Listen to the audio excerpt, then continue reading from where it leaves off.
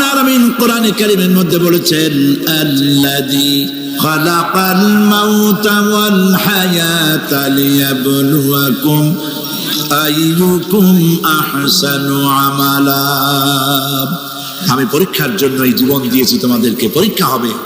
এই পরীক্ষা জীবন আর মৃত্যু দুটি জিনিস দিয়েছি পরীক্ষা করার জন্য। এই পরীক্ষার জন্য তোমরা পাস করতে পারো। পরীক্ষা আসছে, এখন প্রশ্নপত্র সব পাস করে দেওয়া হয়েছে। প্রশ্নগুলি সঠিকভাবে আদায় করুন, প্রশ্নগুলি পড়ুন এবং জীবনটাকে সেইভাবে গড়ুন। নামাজটা সহি করে আদায় করুন। বহু মুসলমান আছে নামাজই পড়ে না, নামাজ পড়তে জানেও না। নবী করিম সাল্লাল্লাহু আলাইহি ওয়াসাল্লাম বলেছেন, সাল্লু কামা রাআইতুমুনি উসাল্লি, নামাজ পড়ো সেইভাবে যেভাবে আমাকে তোমরা পড়তে দেখো। সুবহানাল্লাহ। আর রাসূলুল্লাহ কেমনে নামাজ পড়তেন, এইটা বর্তমান বিশ্বের শ্রেষ্ঠ হাদিস বিশারদ আল্লামা নাসিরউদ্দিন আলবানী তিনি ইন্তেকাল করেছেন। আল্লাহ পাক তাকে জান্নাতুল ফেরদাউসের মেহমান বানায়নি, বলেন আমিন। তার লেখা বই আছে রাসূলুল্লাহ সাল্লাল্লাহু আলাইহি ওয়াসাল্লামের নামাজ, বইয়ের নাম রাসূলুল্লাহ সাল্লাল্লাহু আলাইহি ওয়াসাল্লামের নামাজ, ছোট্ট একটা বই। এই বইটা আপনারা কিনবেন। এই বইটা যেভাবে লেখা আছে নামাজ সেইভাবে পড়বেন। নামাজ রাসূল করিম ঠিক যেভাবে পড়েছেন ওইভাবেই লেখা আছে। আপনি আন্দাজে পড়লে হবে না, টুকুর টাকুর করে কয়েকটা সেজদা দিলেই হবে না। তাদিল আরকান, একটা সেজদা থেকে আরেকটা সেজদার মাঝখানে সময় দিতে হবে, রুকু থেকে দাঁড়ায় সময় দিতে হবে, ধীরে ধীরে নামাজ পড়তে হবে। অথচ আমরা নামাজ পড়ি সব থেকে ব্যস্ততার সাথে, দ্রুত, রকেট সার্ভিস। কোরআন শরীফের ভিতরে নামাজের গুরুত্ব সর্বাধিক দেওয়া হয়েছে। নামাজের কথা কয়বার বলা হয়েছে? ৮২ বার। ৮২ বার আল্লাহ পাক বলেছেন নামাজ আদায় করো, ৮২ বার বলেছেন। আর নবীজি বলেছেন, লা দীনা লিমান লা সালাতা লাহু, যার কাছে নামাজ নাই তার কাছে দ্বীন বলে কোনো জিনিস নাই। মান তারাকা সালাতান মুতাআম্মিদান ফাকাদ কাফারা, ইচ্ছে করে যে ব্যক্তি নামাজ ছেড়ে দিল কাফের হয়ে গেল, বলে নাউজুবিল্লাহ। কিয়ামতের দিন, বুখারী শরীফের হাদিস, আল্লাহ পাকের নবী বলেছেন কিয়ামতের দিন সর্বপ্রথম আল্লাহ জিজ্ঞেস করবেন বান্দা নামাজ পড়ছো কিনা। প্রথম প্রশ্ন কি বলেন? প্রথম প্রশ্ন কি? যার নামাজ কবুল তার সমস্ত নেক আমল মঞ্জুর, যার নামাজ কবুল হবে না কোনোটাই মঞ্জুর হবে না। কথা বুঝতে পেরেছেন? নামাজ সঠিকভাবে আদায় করতে হবে। নবী করিম সাল্লাল্লাহু আলাইহি ওয়াসাল্লাম ইন্তেকালের ৫ দিন আগে থেকে জ্বরাক্রান্ত হলেন, রোগাক্রান্ত হলেন, জ্বরে আর মাথার যন্ত্রণায় অস্থির হয়ে যেতে লাগলেন। বেহুশ হন, আবার হুশ হন। যেদিন তিনি ইন্তেকাল করবেন তার আগের দিনেও তিনি জোহরের নামাজ পড়ার জন্য সাহাবীদের কাঁধের উপরে ভর দিয়ে নামাজ পড়তে গেছেন। পা উঁচু করে নিতে পারেন নাই, পা টেনে টেনে নিয়েছেন। তিনি সেখানে খুতবা দিলেন, বললেন, ও আমার উম্মতিরা, এই পৃথিবীতে আল্লাহ রাব্বুল আলামিন তার এক বান্দাকে পৃথিবীর সব জাগতিক সম্পদ দিতে চেয়েছিলেন, কিন্তু সেই বান্দা সব জাগতিক সম্পদকে উপেক্ষা করে আল্লাহর সঙ্গে দিদার করা বেশি পছন্দ করেছেন। কেউ কিছুই বুঝলো না। হযরত আবু বকর রাদিয়াল্লাহু তাআলা আনহু খুব কাঁদতে লাগলেন। তিনি বুঝতে পেরেছেন যে এই পৃথিবীতে সমস্ত সম্পদ দিতে চেয়েছিলেন আল্লাহ যাকে, তার নাম বিশ্ব নবী। তিনি সবগুলি উপেক্ষা করে আল্লাহর সঙ্গে দিদার করা বেশি পছন্দ করেছেন। আমরা অতি তাড়াতাড়ি নবীজি থেকে নবীর এতিম হয়ে যাব। পরের দিন ঈশার নামাজের ওয়াক্ত হলো, আযান হয়ে গেল। মসজিদে মুসল্লিরা ভরে গেছে, সাহাবায়ে কেরাম সব এসে গেছেন। হুজুরের জন্য বহুক্ষণ অপেক্ষা করার পর হযরতে আবু বকর রাদিয়াল্লাহু তাআলা আনহু তিনি ইমামতির জায়গায় দাঁড়ায় গেছেন। নবীজি বেহুশ অবস্থায় ছিলেন ঘরের মধ্যে। হুশ আসার পর তিনি হযরত আয়েশাকে বললেন, আয়েশা, মসজিদে নববীতে এখন কি হতেছে? তিনি বললেন, নামাজ হচ্ছে। লোকেরা আপনার অপেক্ষা করেছে, কিন্তু আপনাকে না পাইয়া, দীর্ঘক্ষণ অপেক্ষা করার পর আপনাকে না পেয়ে আমার বাবার ইমামতিতে তারা নামাজ পড়তেছে, কিন্তু মুসল্লিদের মধ্যে কান্নার রোল পড়ে গিয়েছে। তাদের ধারণা হয়েছে নবীজির জায়নামাজে যখন হযরত আবু বকর দাঁড়ায় গেছে, নবীজির পিছনে নামাজ পড়া আর আমাদের কিসমতে হবে না। নবীজি বলছেন, আয়েশা রে, মসজিদে নববীর দিকের দরজাটা খুলে দাও, আমি নামাজের দৃশ্য দেখতে চাই। দরজা খুলে দেওয়া হলো। নবীজি কোন রকম মাথা উঁচু করে মসজিদে নববীতে নামাজের দৃশ্য নিজে অবলোকন করে আবার শুয়ে পড়লেন। হযরত আয়েশা লক্ষ্য করে দেখেন নবীজির চোখের পানি দিয়ে কোনা দিয়া পানি বেয়ে বেয়ে পড়ছে। হযরত আয়েশা প্রশ্ন করলেন, ইয়া রাসূলুল্লাহ, নামাজের দৃশ্য দেখি কাঁদছেন কেন? হুজুর বলেন, আয়েশা রে, এটা কোনো দুঃখের পানি নয়, আমি কাঁদতেছি এই জন্যে, এই নামাজের জামাত কায়েমের জন্য তাইফের ময়দানে অনেক রক্ত ঝরেছে, আবার উহুদের ময়দানে দান দান শহীদ হয়েছে, সাহাবায়ে কেরাম জীবন দিয়েছে। আজ আমি দেখতে পেলাম আমার উম্মতেরা জামাতে নামাজ পড়ছে। আমার ধারণা হলো ভবিষ্যতে কিয়ামত পর্যন্ত আমার উম্মতেরা এইভাবে জামাত বন্দী হয়ে নামাজ আদায় করবে। নবীজি আবার বেহুশ হয়ে পড়লেন। মসজিদে নববী থেকে আজ আর কেউ বাড়ি যায় না, সবাই কান্দে। আজ রাত বোধহয় নবীজি কাটাবেন না। মেয়েরা কাঁদতেছে, সাহাবায়ে কেরাম কাঁদতেছেন, আজওয়াজে মুতাহারাত তারা কাঁদতেছেন। নবীজির আবার হুঁশ হলো, তাকায় দেখেন ঘরের মধ্যে কান্নাকাটি, মসজিদে নববীতে কান্নাকাটি। সব থেকে বেশি কাঁদতেছেন মা ফাতেমা। নবীজি হযরত ফাতেমার কান্না দেখে ইশারা করলেন, কাছে আয়। হযরত ফাতেমা রাসূলের কাছে গেলেন। নবীজি কানে কানে কি যেন বললেন, কান্নাটা বন্ধ হয়ে গেল। হযরত আয়েশা জিজ্ঞেস করলেন, মা, তোমার আব্বা তোমার কানে কি বললো আর কান্না বন্ধ হয়ে গেল? হযরত ফাতেমা বলে, আম্মাজি, আমার আব্বা আমাকে বললেন, মা ফাতিমা, তোমার কান্না আমার বরদাস্ত হয় না, কেঁদো না, আমি মৃত্যুর পরে সকলের আগে তোমার সাথে আমার দেখা হয়ে যাবে। হযরত ফাতেমা বলছেন, আম্মাজি, আমি বুঝতে পেরেছি আমার আব্বার এই কথার অর্থ কি। নবীজির ইন্তেকালের পরে আত্মীয় স্বজনের মধ্যে সবার আগে আমার মৃত্যু হবে, আর আমার পিতার সাথে আমি মিলিত হতে পারবো। রাত যখন শেষ হয়ে এলো, নবীজির হুঁশ হয়েছে। তাকায় দেখেন হযরত জিবরাইল দাঁড়ানো। হযরত জিবরাইল নবীজির চেহারা মোবারকের দিকে তাকায় বলেন, আসসালামু আলাইকা ইয়া রাসূলুল্লাহ। আল্লাহ আপনাকে সালাম বলেছেন, আর আল্লাহ পাক জানতে চেয়েছেন আপনার মুখে আপনি কেমন আছেন। আল্লাহ জানেন আপনার অবস্থা কি, তারপরেও আপনার মুখে শুনতে চেয়েছেন আপনি কেমন আছেন। নবীজি বলছেন, জিবরাইল, বড় কষ্টে আছি, বড়ই যন্ত্রণা, বড়ই কষ্ট।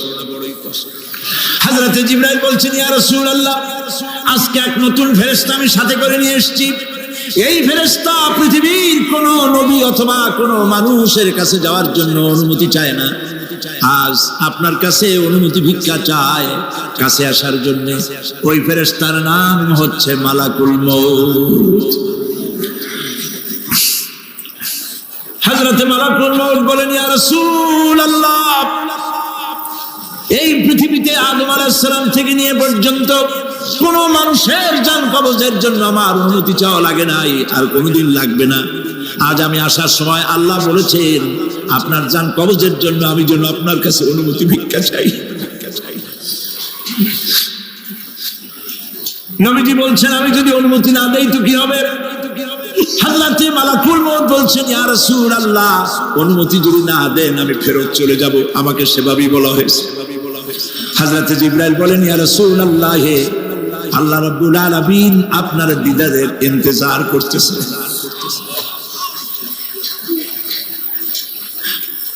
নবীজি বলছেন, মালাকুল মউত, তুমি জান কবজের কাজ শুরু করো। মালাকুল মউত যখন কাছে এসেছে, রাসূল জিজ্ঞেস করলেন, আয়েশা, ঘরে যে কয়েক টুকরা স্বর্ণ ছিল সেগুলোর কি অবস্থা? ছোট ছোট 6 টুকরা স্বর্ণ ছিল। হযরত আয়েশা বলছেন, হুজুর, আমি এগুলো রেখে দিছি। হুজুর বলছেন, না, রাখতে পারবে না, আমার ইন্তেকালের আগে খয়রাত করে দাও। মুহাম্মদ সাল্লাল্লাহু আলাইহি ওয়াসাল্লাম আল্লাহর কাছে অবস্থায় উঠবে না যে তার ঘরের ভিতরে সোনা ছিল, দিয়ে দাও, খয়রাত করে দিয়ে দাও। হযরত মালাকুল মউত রাসূলের জান কবজ শুরু করে দিলেন। রাসূলুল্লাহ জীবনের শেষ কথা বললেন, আসসালাত আসসালাত ওয়া মা মালাকাত আইমানুকুম। আমার উম্মতেরা বিদায় লগ্নে বলে গেলাম, নামাজ নামাজ নামাজ ছেড়ে দিও না।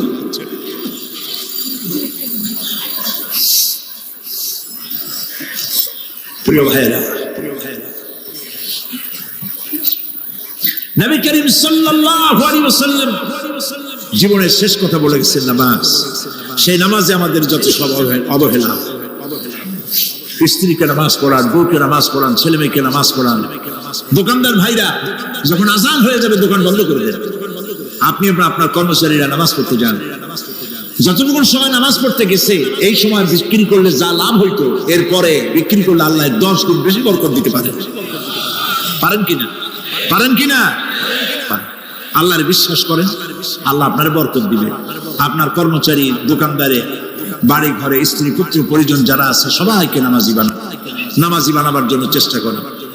নামাজ রোজা ইত্যাদি করুন। মিথ্যা বলবেন না, ওজনে কম দিবেন না, খাদ্যে ভেজাল দিবেন না, ঘুষ খাবেন না, ঘুষ দিবেন না, মানুষের উপর অত্যাচার করবেন না, কাউকে কষ্ট দিবেন না, মানুষ যেন আপনার ব্যবহারে কষ্ট না পায়। আল্লাহ পাক বলেছেন ওয়াকুলু লিন-নাসি হুসনা, মানুষের সাথে সুন্দর সুন্দর কথা কও। নবী করিম সাল্লাল্লাহু আলাইহি ওয়াসাল্লাম বলেছেন মানুষের সাথে যদি হাসি মুখে কথা বলো একটা সদকা দেওয়ার সমান সওয়াব হয়ে যাবে। মানুষকে ভালোবাসো, গরিবদের ভালোবাসো, তাদের অর্থ করি দাও, পয়সা করি দাও, তোমার যা আছে দিতে থাকো।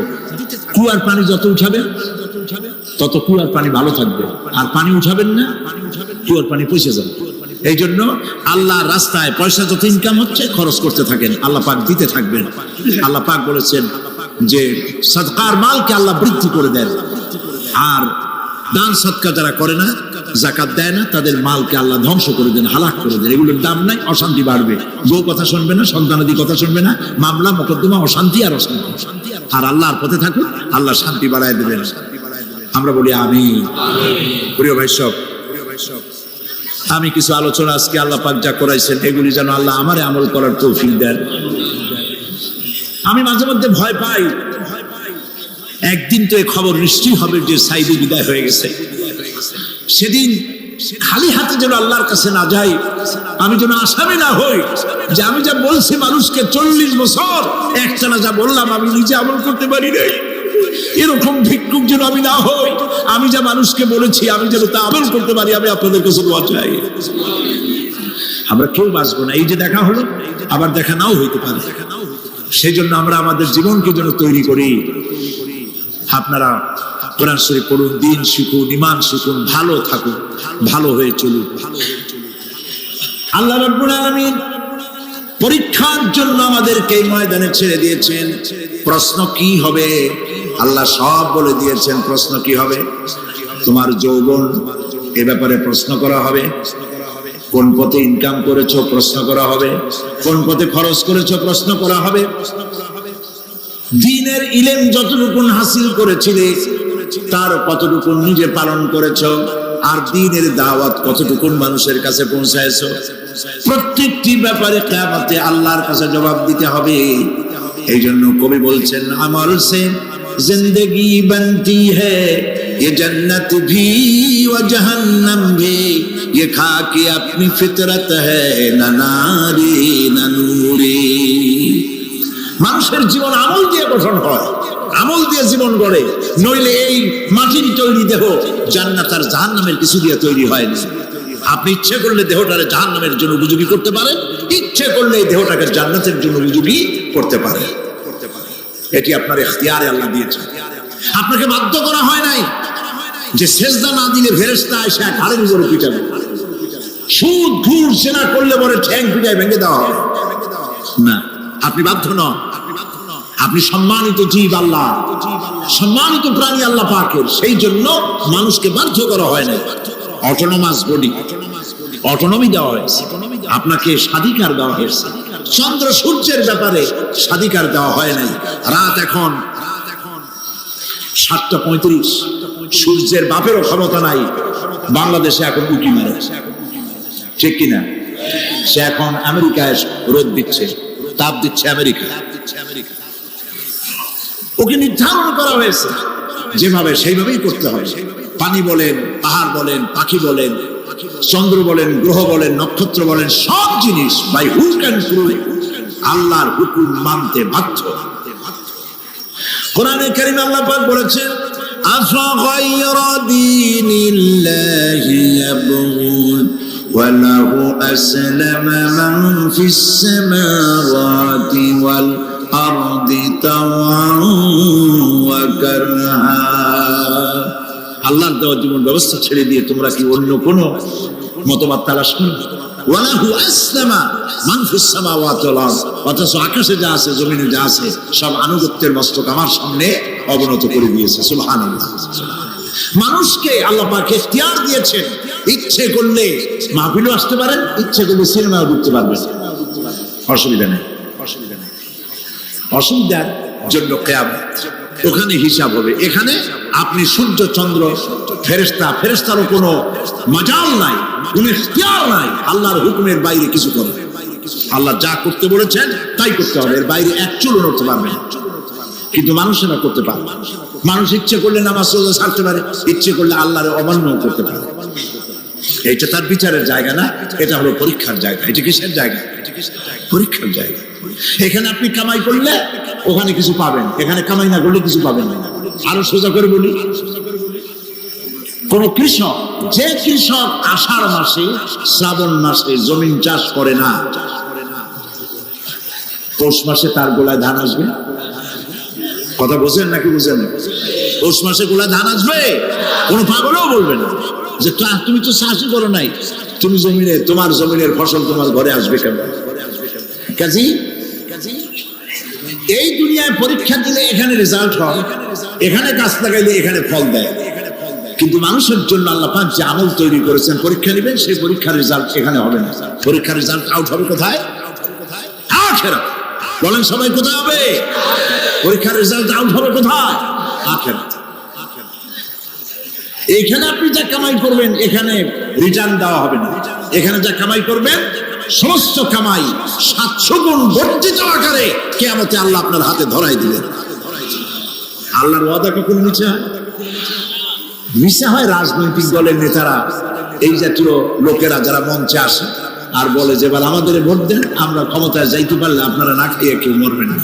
কিন্তু কি খাইয়া মরবে তাও কয় না।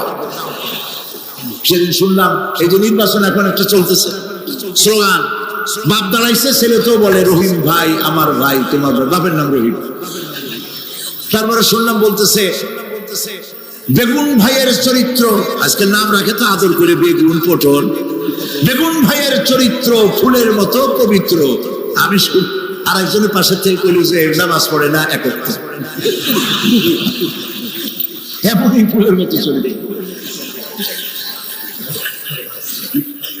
দুনিয়ার ময়দানে আপনি যা কামাই করবেন এখানে রেজাল্ট আউট হবে, এখানে আপনি পাবেন ফল, এখানে পাবেন।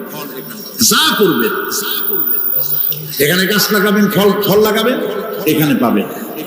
আর আল্লাহর জন্য যেটা করবেন সেটা ফল, সেটা রেজাল্ট কিয়ামতে বাইরে হবে। সুবহানাল্লাহ। এখানে পরীক্ষা দিয়ে যদি কেউ ফেল করে, ম্যাট্রিক পরীক্ষা দিয়ে ফেল করেছে, ফাজিল পরীক্ষা দিয়ে ফেল করেছে, আবার পরীক্ষা দিয়ে পাস করার সুযোগ আছে, আবারও ফেল করেছে, আবারও পরীক্ষা দিয়ে পাস করার সুযোগ আছে।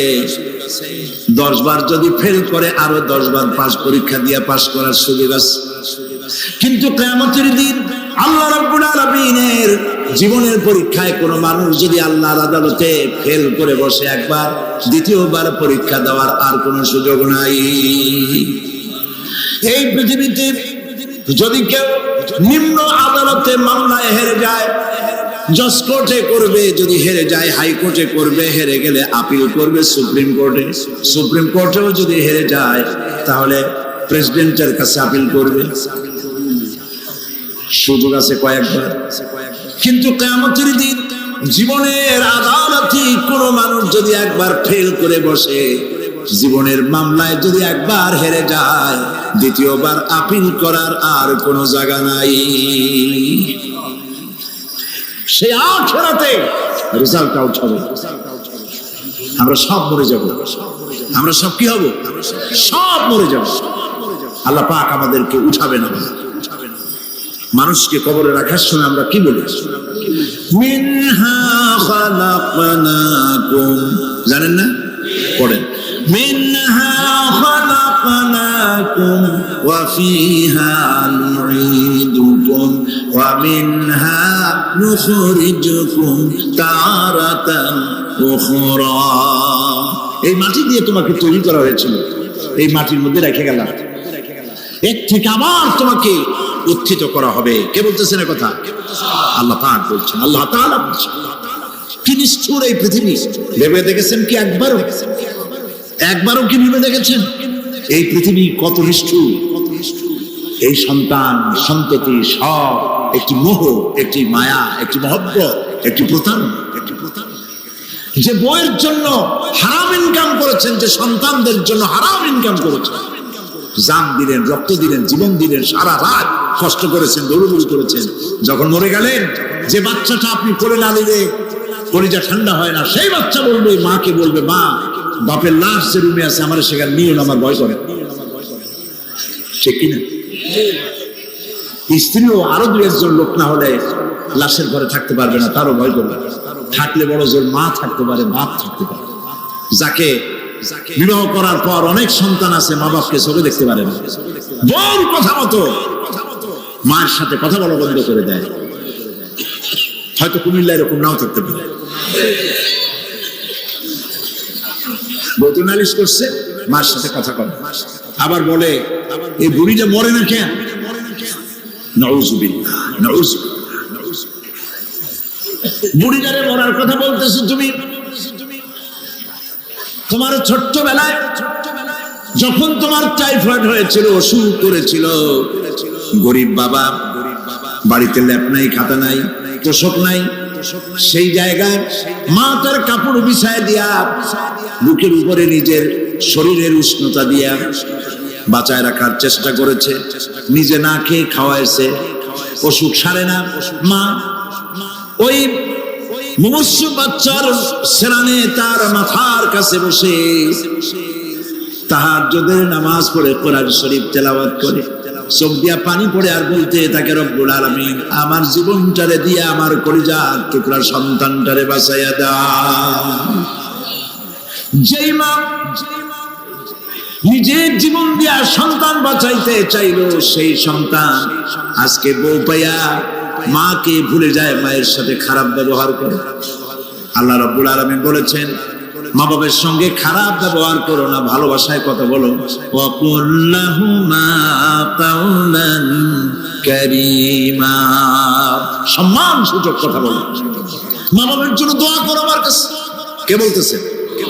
আল্লাহ তাআলা বলছেন, দোয়া করো আমার কাছে এই ভাষায়, রব্বিরহামহুমা কামা রাব্বায়ানি সাগীরা। পড়েন সবাই, রব্বিরহামহুমা কামা রাব্বায়ানি সাগীরা।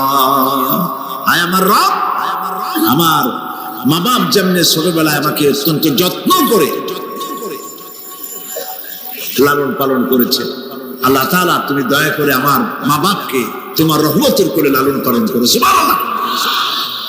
প্রত্যেক নামাজের পর সকলে এই দোয়া করবেন, মনে থাকবে? মনে থাকবে? প্রিয় ভাই সব,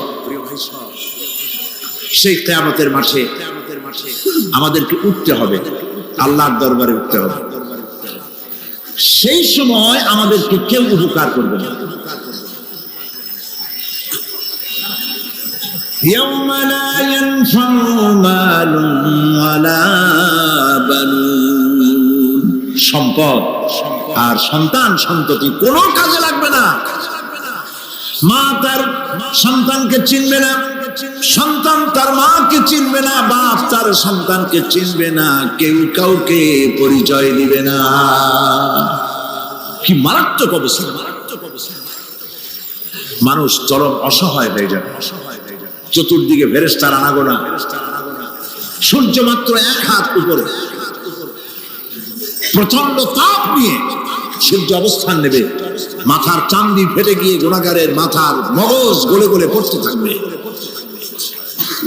পিপাসার যন্ত্রণায় জিহ্বাটা ঝুলে কুকুরের মতো করে নাভস্থল পর্যন্ত ঝুলে পড়বে। কেউ উপকার করবে, কেউ জিগাবে। অনেক লোক আছে পীরের কাছে মুরিদ হয় আর মনে করে পীর সাহেব তারে কিয়ামতে সুপারিশ করবে। আয়াতুল কুরসির মধ্যে আমরা পড়ি, মান যাল্লাযী ইয়াশফাউ ইনদাহু ইল্লা বিইজনিহি, কে আছে এমন, কার হিম্মত আছে আল্লাহ পাকের বিনা অনুমতিতে কথা বলে? সুবহানাল্লাহ। কোথার পীর কোথার খাজা বাবা হারায় যাবে।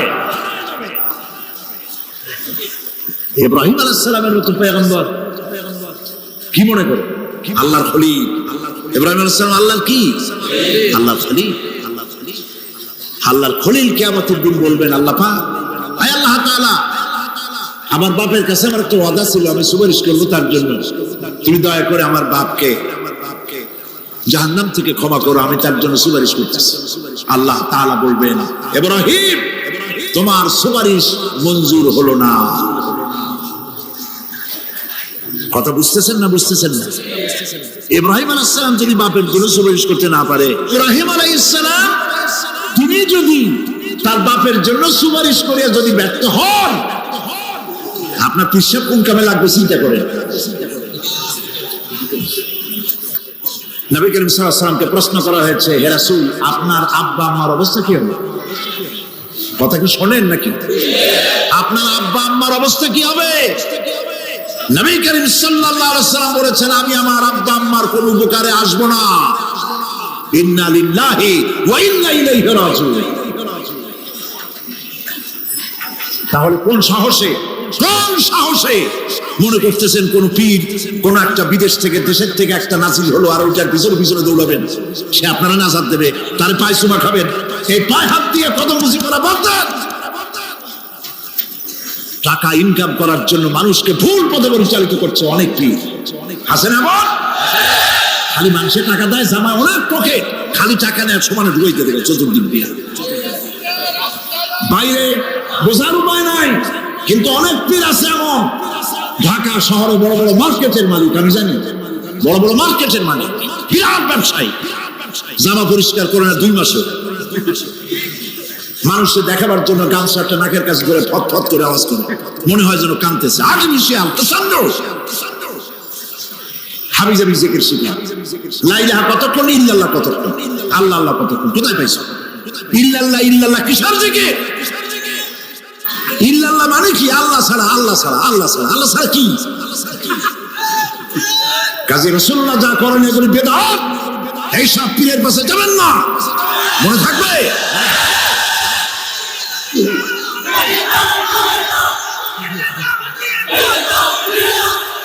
প্রিয় ভাই সব, কিয়ামতের দিন আপনার আমল, একমাত্র আমল আপনাকে বাঁচাইতে পারবে।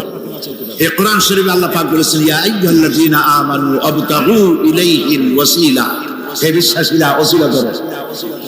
ধুরন্ধর এক শ্রেণীর লোকেরা এর অর্থ করেছে পীরদের। দুনিয়ার কোন তাফসীর, যত মুফাসসির পৃথিবীতে জন্মগ্রহণ করেছেন, কোন মুফাসসির এটা বলেন নাই আবতাগু ইলাইহিল ওসিলার মানে হলো পীর ধরো। বরং সমস্ত তাফসীর মুহাক্কিকিন বলেছেন আবতাগু ইলাইহিল ওসিলা আয় আমলে সালেহ, নেক আমলের ওসিলা ধরো। সুবহানাল্লাহ, নেক আমলের ওসিলা ধরো। প্রিয় ভাই সব, ধান্দাবাজি ছাড়তে হবে। কিয়ামতের দিন মানুষ একেবারে অসহায় হয়ে যাবে, কেউ সাহায্য করবে না। সেই দিন প্রশ্নগুলি, প্রশ্নপত্র সামনে আসবে, আমলনামাগুলি বেঈমানের পিছন দিক থেকে বাম হাতে আসবে, আর ইমানদারের সামনে থেকে ডান হাতে আসবে। আমলনামা হাতে পাওয়ার সঙ্গে সঙ্গে বেঈমান বুঝে ফেলবে তার জায়গা কোথায়। কলিজা তখন গলার কাছে চলে আসবে। সত্য ছিল একসাথে। মনে করেন এই মাহফিলের মধ্যে, মনে করেন এখানে সন্ত্রাসী আছে, খুনি আছে, ওয়ান্টেড, মোস্ট ওয়ান্টেড আসামির মধ্যে আছে, ধরা যাচ্ছে না অনেক মানুষের মধ্যে। হঠাৎ করে অর্ডার হলো যে ভিতরে এসবিআইবি ঢুকিয়ে দেওয়া হয়েছে, গোয়েন্দা বিভাগের লোক ঢুকিয়ে দেওয়া আছে, সন্ত্রাসী মোস্ট ওয়ান্টেড যারা আছে বেরিয়ে পড়ো, এক মাসে চলে আসে। তখন অবস্থাটা কি হবে?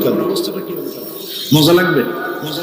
পায়ের রক্ত মাথায় উঠে যাবে, চোখ দিয়ে রক্ত পড়া শুরু করবে।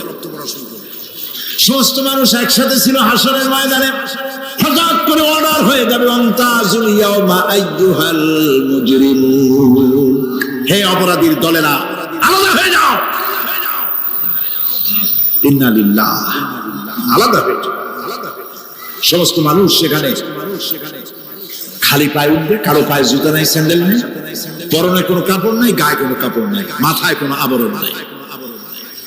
হযরত আয়েশা সিদ্দিকা রাদিয়াল্লাহু তাআলা আনহা তিনি নবী করিম সাল্লাল্লাহু আলাইহি ওয়াসাল্লামের কাছে কিয়ামতের এই বর্ণনা শুনে কাঁদতেছিলেন আর বলতেছিলেন, হে আল্লাহর রাসূল, কিয়ামতে সকলকে ভাবে উঠতে হবে, এমনকি আমাকেও? হুজুর বললেন, প্রত্যেকটি মানুষকেই উলঙ্গিনী হয়ে উঠতে হবে। তিনি প্রশ্ন করলেন, তখন কি শরম হবে না? নবী করিম সাল্লাল্লাহু আলাইহি ওয়াসাল্লাম বলছেন, জাহান্নামের ভয়তে কেউ কারো দিকে তাকাবার সুযোগ পাবে না। সব উপরের দিকে তাকায় থাকবে আর বলবে, আল্লাহ আমারে বাঁচাও, আল্লাহ আমারে রক্ষা করো। সমস্ত নবী আদম আলাইহিস সালাম থেকে শুরু করে ঈসা আলাইহিস সালাম পর্যন্ত সব নবী বলবেন, নফসি নফসি, আল্লাহ আমারে বাঁচাও, আমাকে রক্ষা করো। কোথায় যাবে আপনার পিসাব? একমাত্র ব্যক্তি বিশ্ব নবী মুহাম্মদুর রাসূলুল্লাহ সাল্লাল্লাহু আলাইহি ওয়াসাল্লাম।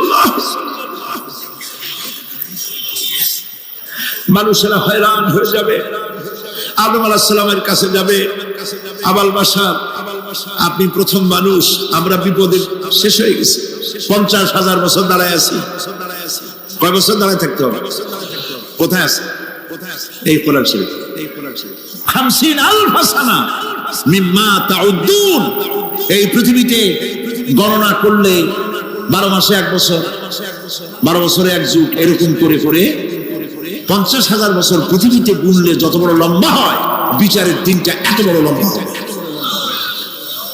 সবাই বলবে, আদম আলাইহিস সালাম আমাদের জন্য একটু আল্লাহকে সুপারিশ করুন যেন তিনি আমাদের বিচারটা তাড়াতাড়ি করে দেন। তিনি বলবেন, আমার পক্ষে সম্ভব না, আল্লাহর সামনে দাঁড়িয়ে কথা বলার আমার কোনো সাহস নাই, আমি পারবো না। নূহ আলাইহিস সালামের কাছে যাও, নূহ আলাইহিস সালাম বলবেন, আমি পারবো না। মুসা আলাইহিস সালামের কাছে যাও, তিনি বলবেন, আমি পারবো না। ইব্রাহিম আলাইহিস সালামের কাছে, একজন আরেকজনের কাছে পাঠাবো। সর্বশেষ ঈসা আলাইহিস সালামের কাছে লোকেরা আসবে হাসরবাসী।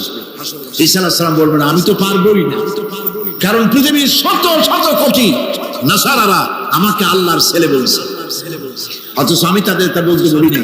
আমি নিজের ব্যাপারেই আজকে শঙ্কিত, আমারে তারা আল্লাহর ছেলে বলছে। আল্লাহ আজকে আমার সাথে কি ব্যবহার করবেন আমি তো জানি না, আমি নিজেই বিপদে আছি। তবে আমি তোমাদের ব্যাপারে একটা পরামর্শ দিতে পারবো। একজন ব্যক্তি আছে যার কাছে গেলে তিনি কথা বলতে পারবেন, তিনি বিশ্বনবী রাহমাতুল লিল আলামিন জনাব মুহাম্মদ রাসূলুল্লাহ সাল্লাল্লাহু আলাইহি ওয়াসাল্লাম। তার কাছে চলুন, হাসরবাসীরা তার কাছে চলে যাবে।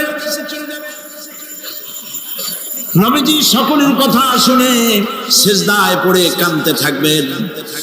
তিনি বলবেন, হাসরবাসীদের কাজ সুস্থ করবেন, এই কাজ আমার কাজ, আমি বলবো আল্লাহ পাককে। তিনি সিজদায় পড়ে কাঁদবেন, রব্বুল আলামিন প্রশ্ন করবেন, হে আমার রাসূল, আপনার তো আজকে কান্দার দিন না, আপনি কাঁদেন কেন? আমি আপনাকে মাকামে মাহমুদ দিয়েছি, কাউসারের মালিক বানাই দিয়েছি। আপনি জান্নাতে প্রবেশ করার আগে কেউ বেহেশতে যাইতে পারবে না, এই সম্মান দিয়েছি, কাঁদলেন কেন? নবীজি বলেন, রব্বুল আলামিন যা তুমি আমার জন্য বরাদ্দ রেখেছো সব আমি পেয়েছি বা পাবো, আমি কান্দি আমার উম্মতের কি হবে? আল্লাহ রাব্বুল আলামিন তাকে পারমিশন দিবেন, আপনার নেককার জান্নাতি উম্মতগুলি আপনি বেছে নিন। নবী করিম সাল্লাল্লাহু আলাইহি ওয়াসাল্লাম পারমিশন পাবেন। আল্লাহর পারমিশন ব্যতি রেখে আল্লাহর দরবারে কথা উচ্চারণ করার ক্ষমতা কারো হবে না।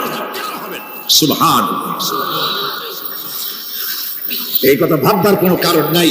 অমুক পীর সাহেবের অনেক মুরিদ আছে, সব মুরিদ টুরিদ নিয়ে নারে তকবীর জিন্দাবাদ, পীর সাহেব জিন্দাবাদ, এই সমস্ত বাদ বোধখানে লাগবে না। وكلهم يأتيه يوم القيامة فردا। কিয়ামতের দিন প্রত্যেককে একজন একজন করে আসতে হবে আল্লাহর দরবারে। আল্লাহ বলেছেন একজন একজন একজন, মিছিল করার উপায়। আল্লাহ রাব্বুল আলামিনের দরবারে হাজির হয়ে যাবে। সেই কঠিন হাসরের ময়দানে বাঁচার জন্য নবীজি দোয়া শিখায় দিয়েছেন, দোয়া করো, আল্লাহুম্মা হাসিবনি হিসাবান ইয়াসীরা। পড়েন আমার সাথে, আল্লাহুম্মা হাসিবনি হিসাবান ইয়াসীরা, আল্লাহুম্মা হাসিবনি হিসাবান ইয়াসীরা। আল্লাহ তুমি আমার সহজ হিসাব নাও। নবী সাল্লাল্লাহু আলাইহি ওয়াসাল্লাম নিজেই দোয়া করেছেন। চিন্তা করেন, আল্লাহ পাক নিজে, আল্লাহ তাআলা তিনি নিজে প্রশ্ন করবেন এবং পাপগুলি দেখাই দেবেন, এই সব পাপ করছো।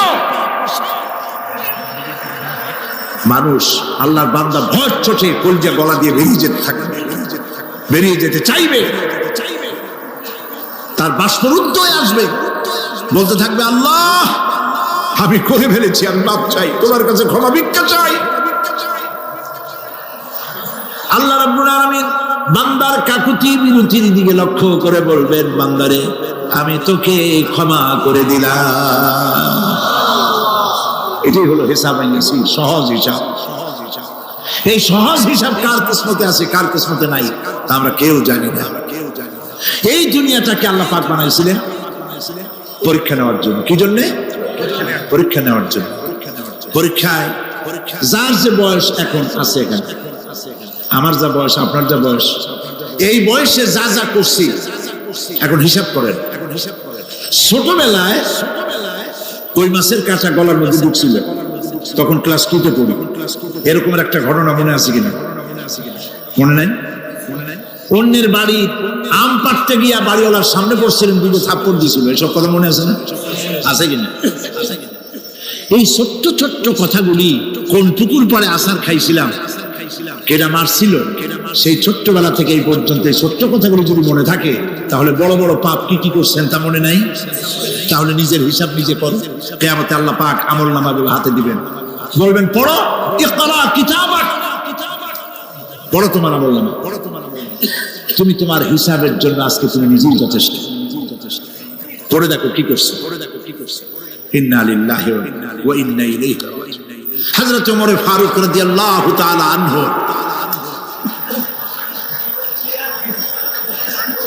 তিনি একবার অন্ধকার রাত্রে যাচ্ছিলেন, পিছনে ছিল অনেক লোকজন ছিল।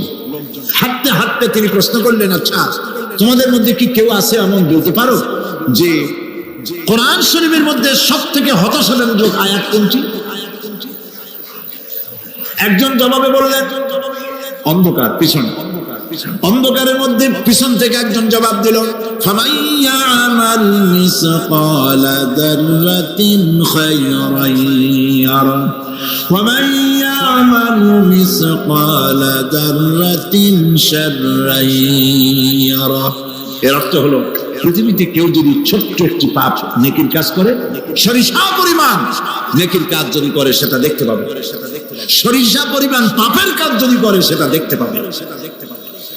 ওমর রাদিয়াল্লাহু তাআলা কাঁদতেছিল। কিয়ামতে সব নেকি আর পাপ যা যা করছি সব দেখানো হবে। ইন্না লিল্লাহি ওয়া ইন্না ইলাইহি রাজিউন। আল্লাহ তুমি মাফ করে দাও আমাদেরকে, আমরা বলি আমিন।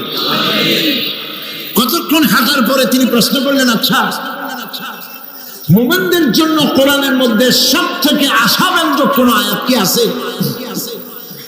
পেছন থেকে আওয়াজ এলো, মুমিনদের জন্য আশাব্যঞ্জক একটি আয়াত আল্লাহ রাব্বুল আলামিন কোরআনের মধ্যে দিয়েছেন, সেটি হচ্ছে লা তাকনাতু মির রাহমাতিল্লাহ।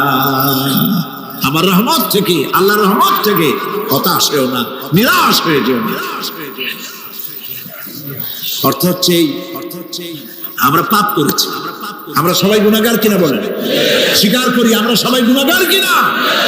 সবাই গুনাহগার।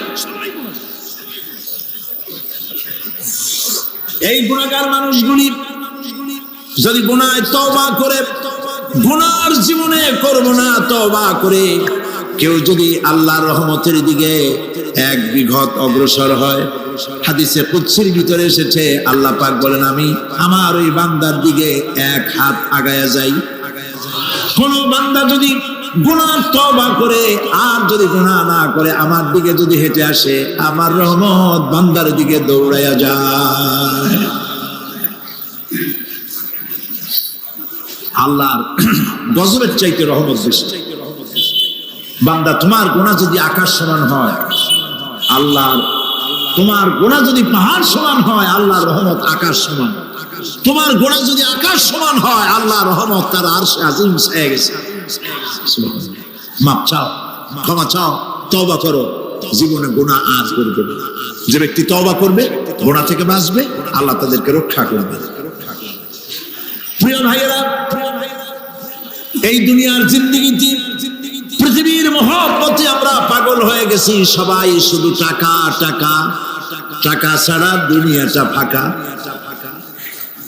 দুনিয়া কা মজা লে লো, দুনিয়া তোমারি হ্যায়।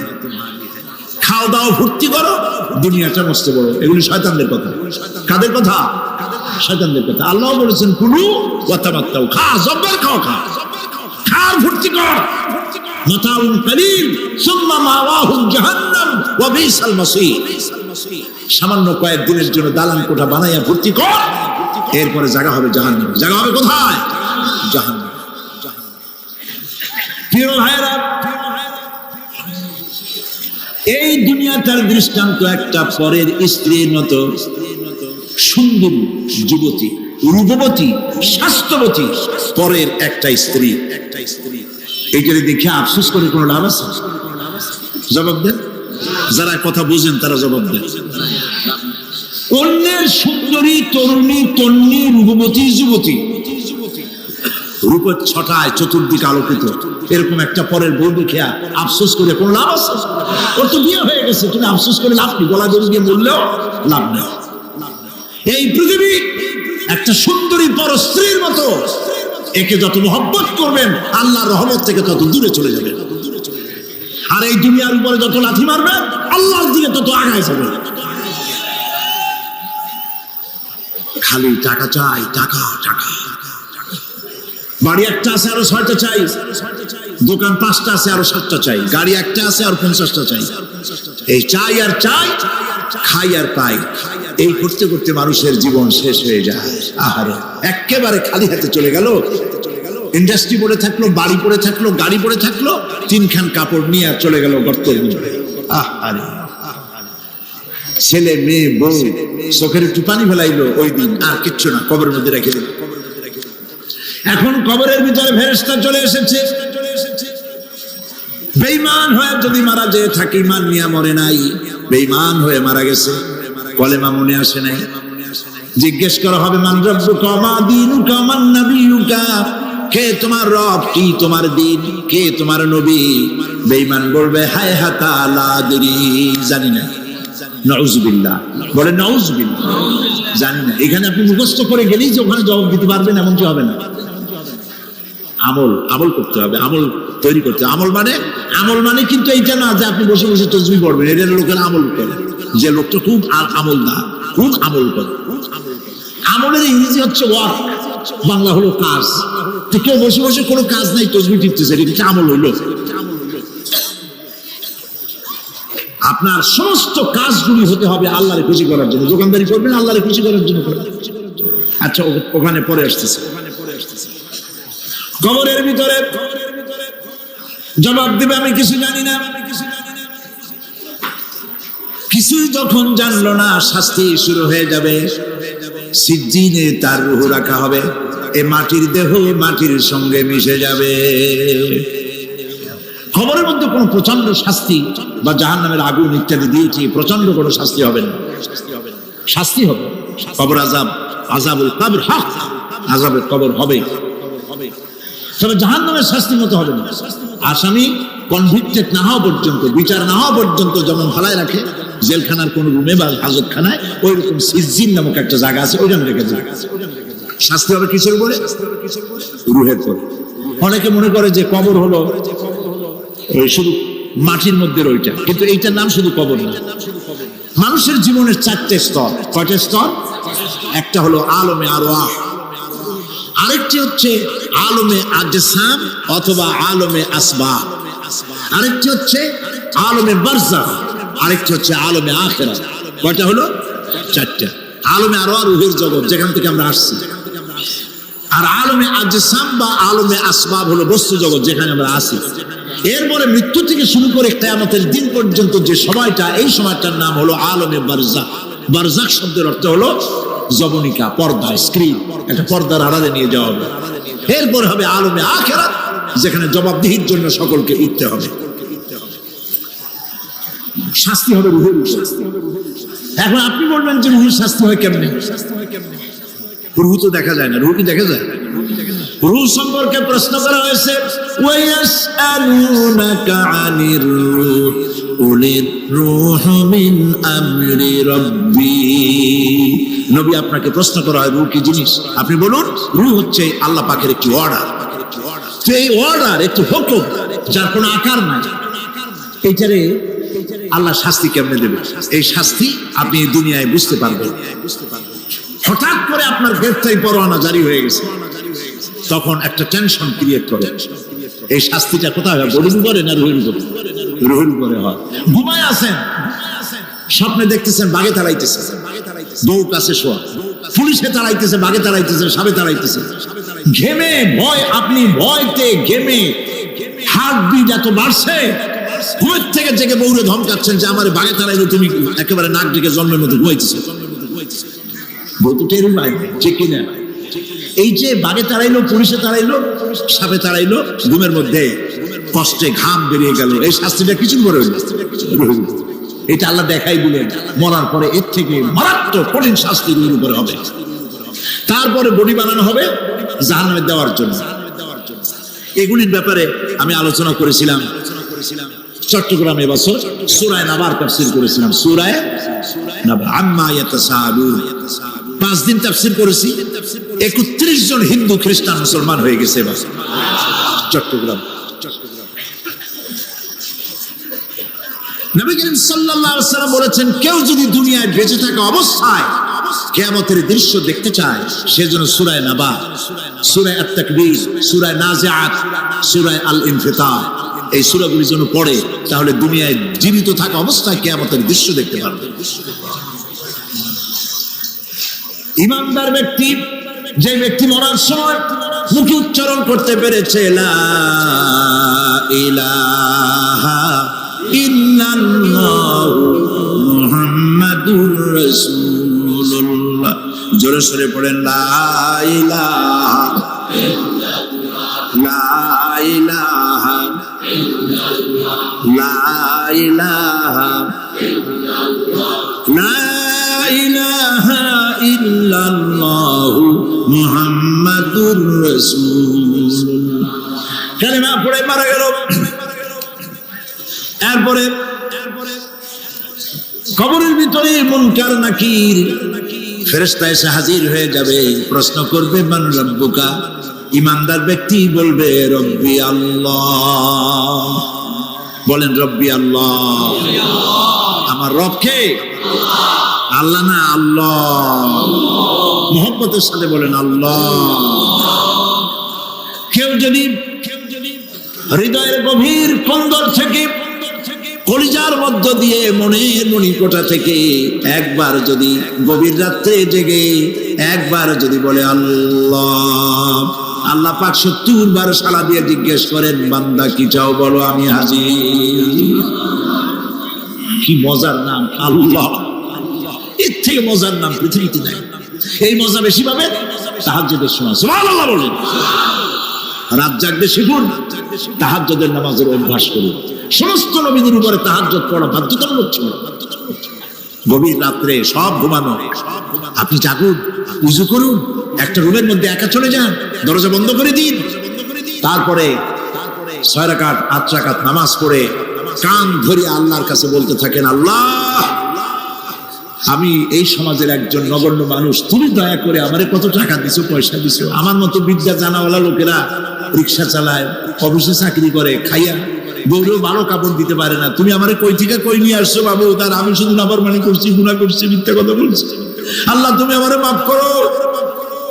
গভীর রাত্রে গুনগুন করে নিজের কানে ধরে অপরাধ স্বীকার করে কাঁদতে থাকেন আর ডাকতে থাকেন, ইয়া আল্লাহু ইয়া রহমানু ইয়া রহিমু ইয়া হাইয়ু ইয়া কাইয়ুম। পড়েন ইয়া আল্লাহু ইয়া রহমানু ইয়া রহিম ইয়া হাইয়্যু ইয়া কাইয়্যুম ইয়া আল্লাহ ইয়া রহমান ইয়া রহিম ইয়া হাইয়্যু ইয়া কাইয়্যুম। চোখের পানি গেল। নবীজি বলেছেন আল্লাহর ভয়েতে গুনাহ করেছিল, সেই লজ্জা করে আল্লাহর ভয়েতে, জাহান্নামের ভয়েতে মানুষ যখন কান্দে, চোখের পানি নাকের অর্ধেক আসতে না আসতে আল্লাহ পাক তারে মাফ করে দেন। আল্লাহ পাক, মা বাচ্চা যদি কান্দে মা সইতে পারে বলেন? মায়ের চাইতে আল্লাহর মহব্বত কম না বেশি? মহব্বতকে আল্লাহ পাক 100 ভাগ করেছেন, 1 ভাগ সারা বিশ্বের মাঝে ছড়িয়ে দিয়েছেন, আর 99 ভাগ আল্লাহ তার নিজের মধ্যে রাখছেন। 1টা ভাগ ছেড়ে দিলেন পৃথিবীতে, সেই ভাগের থেকে যেটুকু মুরগি পেল, মুরগি তার বাচ্চা ঠেকাবার জন্য চিলের সাথে লড়াই করে, শিয়ালের সাথে লড়াই করে, গরু হাতির সাথে লড়াই করে, মানুষ তার সন্তানকে বাঁচাবার জন্য জীবনটাও দিয়ে দেয়। 1টা ভাগের যতটুকু পেলাম, সেই মহব্বত যদি আমার এত তীব্র হয় স্ত্রীর জন্য, সন্তানের জন্য, তাহলে 99টা ভাগ মহব্বত যে আল্লাহর কাছে বান্দার জন্য, তার দয়া কত বেশি। এই জন্য কবরের ভিতরে প্রশ্ন হবে, কে তোমার রব? মুমিন ব্যক্তি বলবে রব্বি আল্লাহ, আমার রব আল্লাহ। ওয়ামা দীনুকা, তোমার দিন কি? বলবে দীনুল ইসলাম। ওয়ামান নবিয়ুকা, তোমার নবীকে?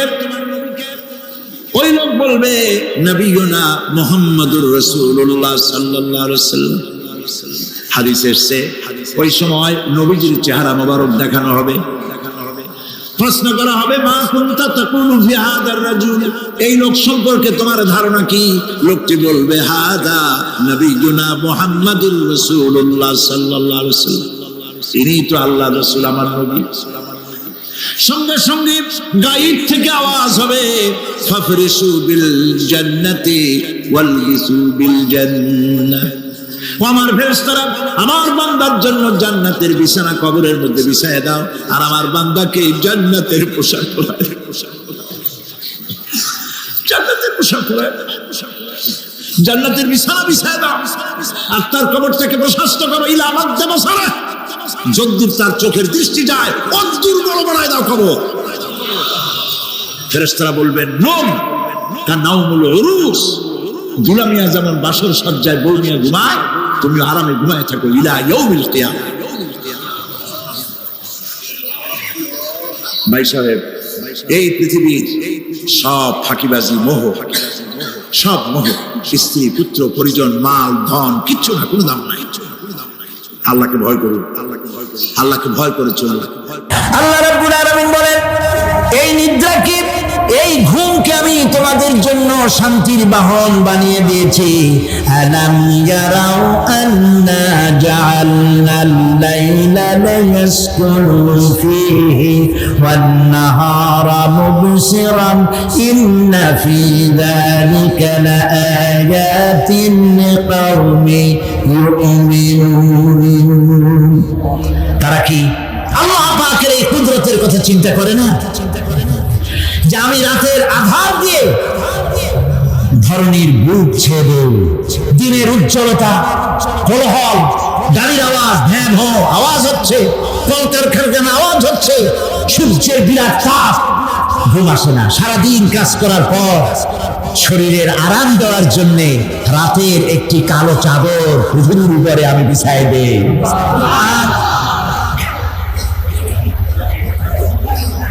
আর মানুষ আরাম গ্রহণ করে, শুধু মানুষ না, সব প্রাণী আরাম গ্রহণ করে, সুবহানাল্লাহ।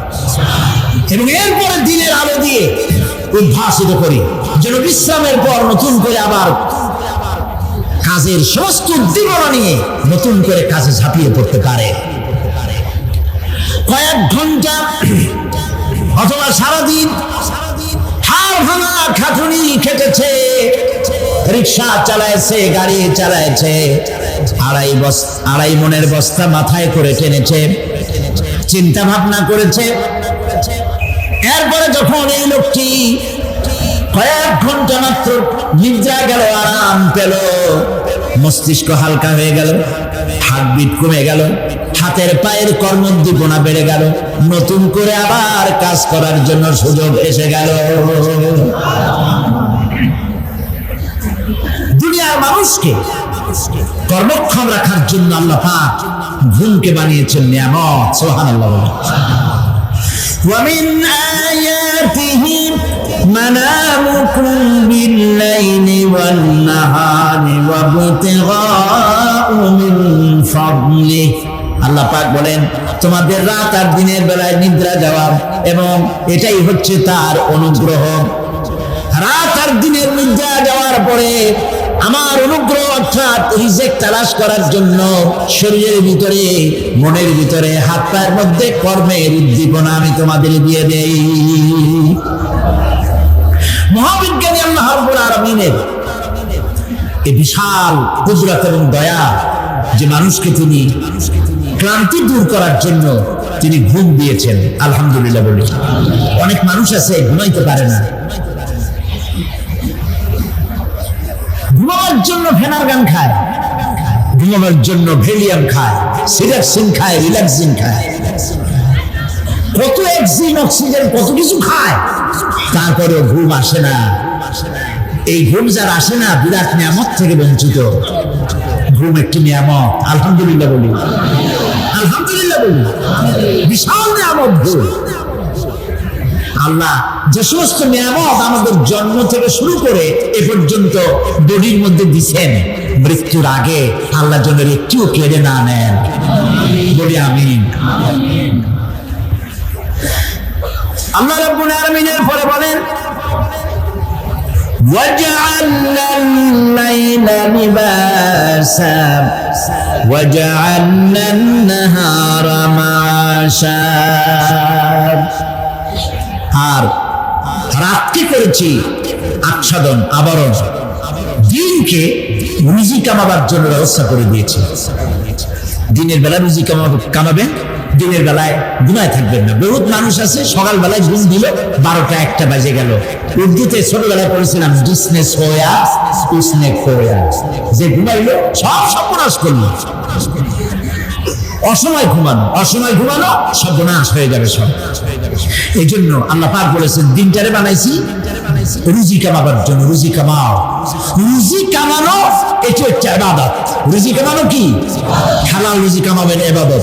আপনি যে আপনার স্ত্রীকে একটা ব্লাউজ কিনে দেন, কাপড় চোপড়, প্রয়োজনীয় কসমেটিক্স কিনে দেন, আপনি যে বাজার ঘাট করেন, সব হালাল পয়সা যদি হয় সাদকা দেওয়ার মতো সমান সওয়াব হবে।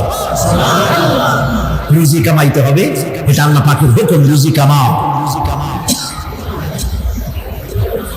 ফাইদা কুদিয়াতিস সালাত ফান্তাশিরু ফিল আরদ ওয়াবতাগু মিন ফাদলিল্লাহ। সুবহানাল্লাহ বলো। নামাজ যখন শেষ হয়ে গেল, ফাইদা কুদিয়াতিস সালাত, নামাজ যখন শেষ হয়ে গেল, ফান্তাশিরু ফিল আরদ, তখন জমিনে ছড়িয়ে পড়ো আর আমার অনুগ্রহ, রিস্ক অনুসন্ধান করো। সুবহানাল্লাহ। আল্লাহ রাব্বুল আলামিন তার হাবিব সম্পর্কে বলেন তাবারাকাল্লাযী নাযালাল ফুরকানা আলা আবদিহি লিয়াকুনা লিল আলামিনা নাযীরা।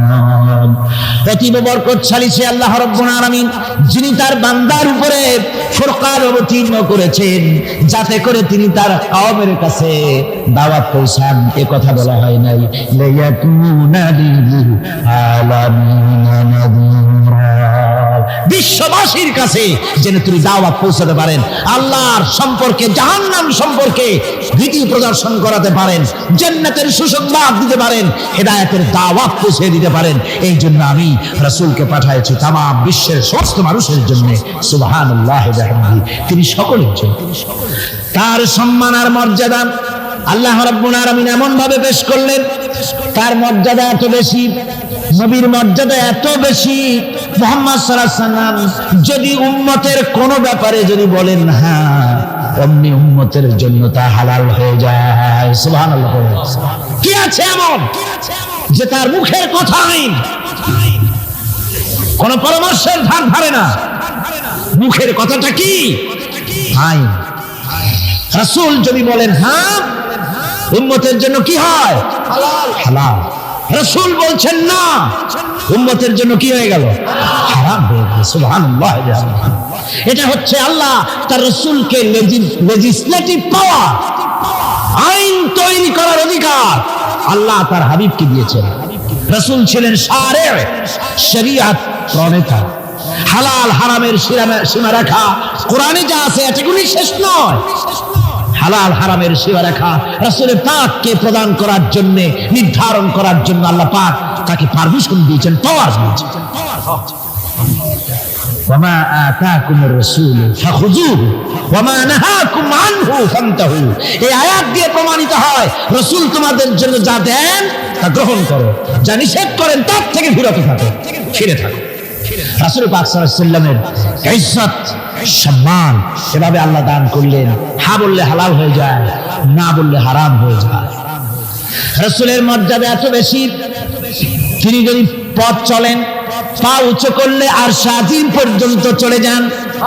তিনি যদি আল্লাহর দরবারে মুনাজাত করেন, মুনাজাত করতে দেরি আছে, কবুল হতে দেরি নাই। হাত তোলা লাগে না, হাত তোলা লাগে না। আমরা যে হাত তুলে মুনাজাত করি, রাসূল সাল্লাল্লাহু আলাইহি ওয়াসাল্লাম হাত তুলেছেন, আবার অনেক সময় হাত তোলেনি। কোন সময় হাত, হাদিস শরীফে এসেছে এভাবে হাত উঁচু করেছেন আকাশের দিকে। হাদিস শরীফে এসেছে বগলের সাদা চামড়া দেখা গিয়েছে, এভাবে আল্লাহর কাছে দু হাত তুলে, দু হাত প্রসারিত করে আল্লাহর কাছে কামনা করেছেন। এমন সত্তা মনে এরাদা করতে দেরি, কবুল হতে দেরি নেই। হাদিস শরীফে এসেছে হযরত আবু হুরায়রা রাদিয়াল্লাহু তাআলা আনহু একবার রাসূল করিম সাল্লাল্লাহু আলাইহি ওয়াসাল্লামের দরবারে কাঁদতেছিলেন। হুজুর জিজ্ঞেস করলেন, আবু হুরায়রা তুমি কাঁদো কেন? হযরত আবু হুরায়রা বলেন, হুজুর আমার মা আমাকে মেরেছে, আমি সেই জন্য কাঁদতেছি। হুজুর বলেন, মা তোমাকে মারলো কেন? কোনো বেয়াদবি করেছো নাকি? তিনি বললেন, না কোনো বেয়াদবি করি নাই, তবে মারলো কেন? হযরত আবু হুরায়রা বলেন, হুজুর আমার মা হচ্ছেন মুশরিকা, আমার মা কাফের। আমি অনেক রাত হয়েছিল বাড়ি ফিরতে, আমার মা জিজ্ঞেস করলো এত রাত কোথায় ছিল? আমি বললাম, মা তাম পৃথিবী যে কদম মোবারক চুমতে পারলে নিজেকে ধন্য মনে করে, আমি সেই রাসূলের দরবারে ছিলাম, আসতে দেরি হয়ে গেছে। ইয়া রাসূলুল্লাহ, আপনার নাম শোনা মাত্র আমার মায়ের গায়ে আগুন জ্বলে গেল।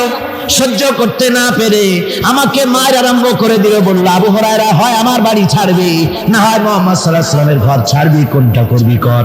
আমি বললাম, মা তোমার গায়ে যত শক্তি আছে সমস্ত শক্তি দিয়ে তুমি আমাকে প্রহার করো, আমি তামাম তোমার বাড়িটা শুদ্ধা তামাম দুনিয়া ছেড়ে দিতে পারি, কিন্তু রাসূল পাক সাল্লাল্লাহু আলাইহি ওয়াসাল্লামের কদম মোবারক ছাড়তে পারি না। ভাইরা আমার, হযরতে আবু হুরায়রা কাঁদতেছেন। আল্লাহর নবী বলেন, তুমি কাঁদো কেন? তোমার মা তোমাকে মেরেছেন, আমি এখানে কি করব? এখানে তো আমি কোনো দখল আন্দাজ করতে পারি না, আমি কি করতে পারি? এখানে ইন্টারসেপ্ট আমি করতে পারি না, মা তোমারে মেরেছে। হযরত আবু হুরায়রা বলেন, ইয়া রাসূলুল্লাহ, মায়ের বিরুদ্ধে কোনো নালিশ করার জন্য আপনার কাছে আমি আসি নাই। বলে, কেন এসেছো? হযরত আবু হুরায়রা বলেন, হুজুর এসেছি এই জন্য, আমি জানি আপনি যদি আল্লাহর দরবারে কোনো ব্যাপারে দোয়া করেন, আল্লাহ রাব্বুল আলামিন তা মঞ্জুর করে নেন। আপনি মেহেরবানি করে আমার মায়ের হেদায়েতের জন্য আল্লাহর কাছে দোয়া করুন। হুজুর সাল্লাল্লাহু আলাইহি ওয়াসাল্লাম দুই হাত উঁচু করলেন, বললেন, আল্লাহুম্মা ইহদি উম্মা আবি হুরায়রা, আয় আল্লাহ আবু হুরায়রার মাকে তুমি হেদায়েত নসিব করে দাও। এই দোয়া রাসূল করতেছেন। হুজুরকে দোয়ার মধ্যে ফেলে রেখে আবু হুরায়রা দৌড় আরম্ভ করেছে বাড়ির দিকে। পেছন থেকে কয়েকজন সাহাবী তারা দৌড়ে গেল। আবু হুরায়রা দৌড়ায় কেন? এত ভদ্র মানুষ, কোন সময় কারোর সাথে রাগারাগি করে না, দৌড়ায় কেন? নিশ্চয়ই কোনো বিপদ বুঝি হয়ে গিয়েছে, পিছন থেকে জামা টেনে ধরেছে। কি হয়েছে, দৌড়াও কেন?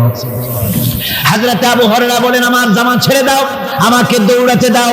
আমি দৌড়াইয়া বাড়ি পৌঁছে গিয়ে দেখতে চাই আমি আগে দৌড়ায় বাড়িতে গেলাম না নবীজির দোয়া আমার আগে আমার বাড়ি পৌঁছে গেল। কোনটা হলো আমি সেটা দেখতে চাই। হযরত আবু হুরায়রা দৌড়াতে দৌড়াতে ঘরের কাছে গিয়ে নক করেছে। ভিতর থেকে আওয়াজ এলো, কে? কিছুক্ষণ পর মা আমার বেরোলেন, মাথার চুল দিয়া পানি পড়তেছে, বুড়া মানুষ। মা আমার কাছে এসে বলল, বাবা তোমাকে মারার পর আমি বড় অনুতপ্ত হয়েছি, মনে মনে অনুশোচনা করেছি, আরে আমার ছেলে তো কোনো খারাপ জায়গায় যায় নাই, কোনো খারাপ মানুষের কাছে যায় নাই, মারলাম কেন? বড় অনুতপ্ত হয়ে গেছি আমি। এই অনুশোচনা করে আমি এইমাত্র গোসল করেছি, আমাকে নিয়ে চলো তুমি বিশ্ব নবী রাসূলুল্লাহর দরবারে। আমার ভাইরা, রাসূল পাক সাল্লাল্লাহু আলাইহি ওয়াসাল্লাম আল্লাহর নবী এমন এক মহান সত্তা ছিলেন যে তিনি দোয়া আল্লাহর দরবারে হাত উঁচু করতে দেরি আছে, কিন্তু দোয়া কবুল হতে দেরি নাই। হিজরত করে মদিনায় এসেছেন, নামাজ পড়তে দিল চায়, কাবা শরীফের দিকে ফিরে যদি নামাজ পড়তে পারতাম দিলটা বড় ভালো লাগবে, কিন্তু হাত উঁচু করে মোনাজাত করতেছেন না, আল্লাহর কাছে বলতেছেন না যে আল্লাহ তুমি আমার কিবলাটা বাইতুল মুকাদ্দাস থেকে ফিরাইয়া মক্কা শরীফে বাইতুল্লাহর দিকে ফিরাই দাও, মুখেও বলতেছেন না, মনেও না, শুধু আকাশের দিকে বারবার তাকাচ্ছেন, মোনাজাত করেন নাই। মনে মনে আশা পোষণ করতেছেন যদি এমন একটা ওহী নাযিল হয়ে যেত। আল্লাহ রাব্বুল আলামিন সঙ্গে সঙ্গে রাসূল যোহরের নামাজ পড়তেছিলেন, 2 রাকাত পড়া হয়ে গেছে, এমন সময় ওহী নাযিল হয়ে গেল, ক্বাদ নারা তাকাল্লুবা ওয়াজহিকা ফিস সামা। ও নবী, আমি দেখতে পেয়েছি বারবার আপনি আকাশের দিকে তাকাচ্ছেন। সুবহানাল্লাহ, আমি দেখতে পেয়েছি। ফালানুয়ান্নিয়ান্নাকা কিবলাতান তাহাম ফাওয়াল্লি ওয়াজহাকা শাতরাল মাসজিদিল হারাম। আর দেরি নাই, আপনার মনের আশা পুরো হয়ে গেছে, এক্ষুনি আপনার কিবলা পরিবর্তন করুন। হুজুর 2 রাকাত পড়েছিলেন বাইতুল মাকদাসের দিকে ফিরে, বাকি 2 রাকাত তিনি মক্কা শরীফের কাবা শরীফের দিকে ফিরলেন। আজও পর্যন্ত সেই মসজিদ আছে, সাক্ষ্য দিচ্ছে নবীর কথা কিভাবে মঞ্জুর হয়। মসজিদে কিবলাতাইন মদিনা মুনাওয়ারায় সেই মসজিদ আজও আছে। রাসূল পাক সাল্লাল্লাহু আলাইহি ওয়াসাল্লাম এত বড় মর্যাদা সম্পন্ন ব্যক্তিত্ব, মহান ব্যক্তিত্বের উম্মতের মধ্যে আল্লাহ আমাদের শামিল করেছেন। শুকরিয়া স্বরূপ আমরা পড়ি আলহামদুলিল্লাহ। জোরে সোরে পড়েন আলহামদুলিল্লাহ।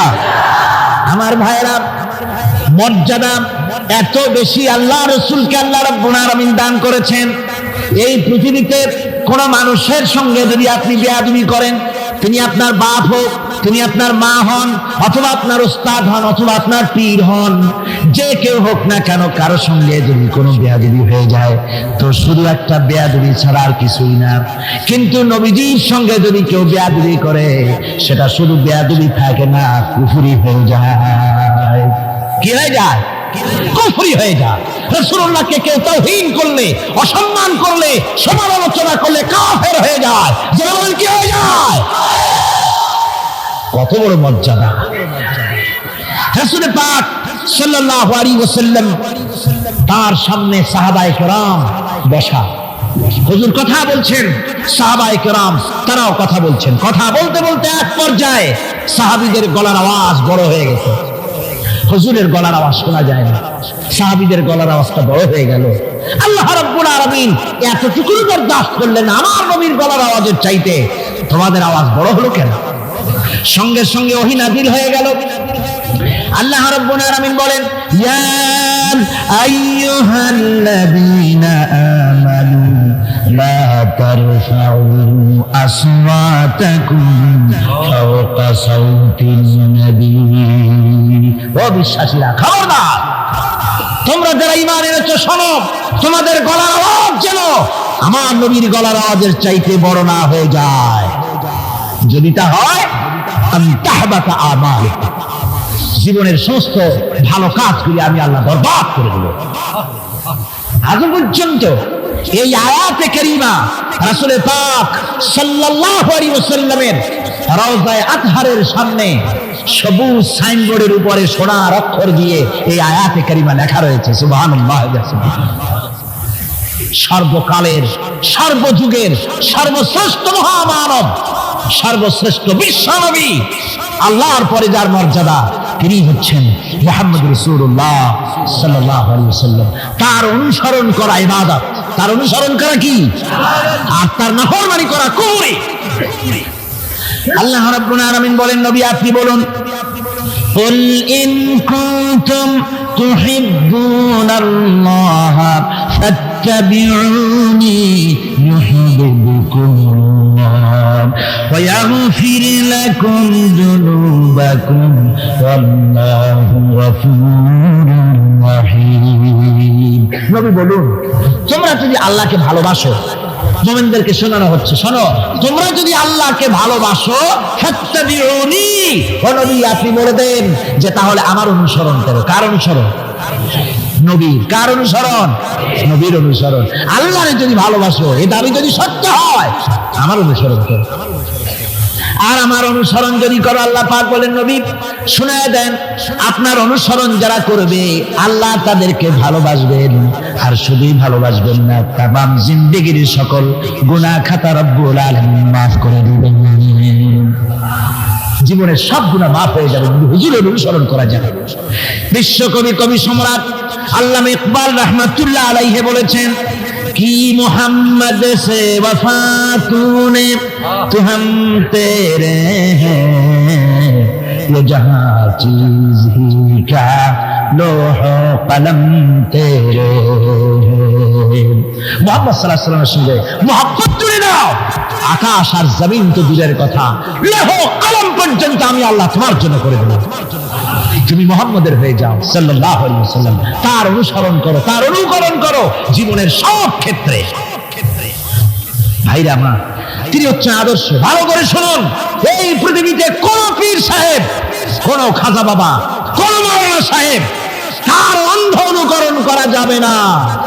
যাবে চোখ বুঝে, চোখ বুঝে, বিনা প্রশ্নে, বিনা তর্কে যার অনুসরণ করতে হবে তিনি হচ্ছেন মুহাম্মদ রাসূলুল্লাহ সাল্লাল্লাহু আলাইহি ওয়াসাল্লাম। বিনা প্রশ্নে। কোন পীর সাহেব বললেন সকালবেলায় 10,000 বার আল্লাহু আল্লাহু করো, আল্লাহ আল্লাহ আসতে হুই জোরে, অথবা লা ইলাহা ইল্লাল্লাহ 500 বার জিকির করো, লা ইলাহা আসতে ইল্লাল্লাহ জোরে। আর ইল্লাল্লাহ কোন কোন মুরিদরা তো এত জোরে করে তাতে কলব থাকলেও পারে, গেলেও পারে। আপনি ওই পীর সাহেবের কথা মতো এই জিকির করবেন, আপনাকে দেখতে হবে রাসূল পাক সাল্লাল্লাহু আলাইহি ওয়াসাল্লাম এইরকম জিকির করেছেন কিনা। ঠিক কিনা বলেন? সাহাবায়ে কেরাম রিদওয়ানুল্লাহি তাআলা আলাইহিম আজমাইন তারা এরকম জিকির করেছেন কিনা। যদি রাসূল এরকম জিকির করে থাকেন, সাহাবায়ে কেরাম এরকম জিকির করে থাকেন, অবশ্যই সেই জিকির আমরা করব। ঠিক কিনা? অন্ধভাবে কাউকে গ্রহণ করব না। কেউ পাগড়ি বাঁধলো, পেছনটা 6 হাত লম্বা রাখলো, আমার পীর সাহেব, সেই জন্য আমি বুঝি আরো 6 হাতের জায়গায় বরকতের জন্য 12 হাত একেবারে লম্বা করে টানতে টানতে আসবে রাস্তার উপর, এরকম করবো না। জামাটা কেমন হবে, মোষটা কেমনে কাটবো, দাড়িটা কিভাবে রাখবো, টুপিটা কিভাবে লাগাবো, খানা কিভাবে খাবো, তারপরে কিভাবে কি করব আর না করব, সবটার মানদণ্ড হচ্ছেন কে? উসওয়া হাসানা। লাকাদ কানা লাকুম ফি রাসূলিল্লাহি উসওয়াতুন হাসানা। গ্রহণযোগ্য একমাত্র মহত্তম আদর্শ হচ্ছে তোমাদের রাসূল। তাকে দিয়ে গ্রহণ করতে হবে। পায়ের নখটা কেমনে কাটবে, মাথার চুলটা কেমনে কাটবে, আদর্শ হচ্ছে মুহাম্মদ রাসূলুল্লাহ সাল্লাল্লাহু আলাইহি ওয়াসাল্লাম। ওই রাসূলের অনুসরণ অনুকরণ করে কোন পীর সাহেব, কোন মাওলানা সাহেব যদি বলে, তাহলে তাকে অনুসরণ করা যাবে। তবে মিলাই দেখতে হবে যে কথা ঠিক আছে কিনা, উনি যা বলছেন, উনি যা করছেন ওইটা ঠিক আছে কিনা। তা না হলে ধোকায় পড়ে যেতে হবে। কি যে করতে হবে? ধোকায় পড়ে যেতে হবে। আজকাল তো নানান রকম বাইর হয়েছে, বুঝলেন না? নামের আগে সৃষ্টি লাগায় দেয়। ওই যে ঢাকার কাছে এক জায়গায় একটা সদরদ্দি সৃষ্টি হইলো, তারপরে তাকে উঠায় দেওয়ার জন্য কত সংগ্রাম হলো, কত মানুষ মরলো। আপনার পত্রিকা পড়েন নাই? সে বলেছে রোজা না রাখলে চলবে, ইফতার আসরের সময় করলে হবে, আর রোজার দিন দুপুরের সময় চিড়ে চিড়ে খাইলে অসুবিধা নেই। বুঝলেন? যশোরে গেলাম, সেখানে শুনলাম সেই পাকিস্তান আমলে এক পীর নাকি আসছিল, এসে বলে গেছে, ভাই আসল পর্দা মনের পর্দা, এর থেকে বাইরের কোনো পর্দা না। লোক দেখানো পর্দাটা করে লাভ কি? আসল পর্দা মনের পর্দা। তারপরে মনে মনে নামাজ পড়ো, মনে মনে রোজা রাখো, মনে মনে হজ করো, যাকাত দাও। মনটা সাফ হয়ে গেলে তোমার আর কোনো অসুবিধা নাই। এই মনের পীর আসলো, আমি সেই এলাকায় গেলাম, যাইয়া শুনি এই রকমের কাম করছে। আমি বললাম, ওই লোকটা যদি আবার আসে আম গাছের সাথে বাঁধে ধুয়ে, তারপরে সে যখন বলবে যে আমার তো পেশাব পায়খানা করা লাগবে, আমারে ছাড়ো, তোমরা বলবা যে না ছাড়া যাবে না, মনে মনে যদি নামাজ পড়া যায় মনে মনে পেশাব পায়খানা করবে। যদি বলে আমার ক্ষুধা লাগছে অথবা পানি পান করবে, তৃষ্ণা লেগেছে, বলতে হবে মনে মনে যদি রোজা রাখা যায় তো মনে মনে খাওয়া দাওয়ার কামটা সারিয়ে নেন, মেহরবানি করে। এই ধরনের কিছু সংখ্যক লোক বেরিয়েছে যাদেরকে লোকেরা সাহাবীদের চাইতে, নবীদের চাইতেও বড় মনে করে। আশ্চর্য কথা, বিভিন্ন জায়গায় এ ধরনের পীর হয়, তাদের আবার নওরোজ অনুষ্ঠান হয়, তাদের জন্ম দিবসে তাদেরকে গোসল করানো হয়, সেই গোসলের পানি আবার মুরিদেরা খায়। জোরে কর নাউজুবিল্লাহ, জোরে কর নাউজুবিল্লাহ।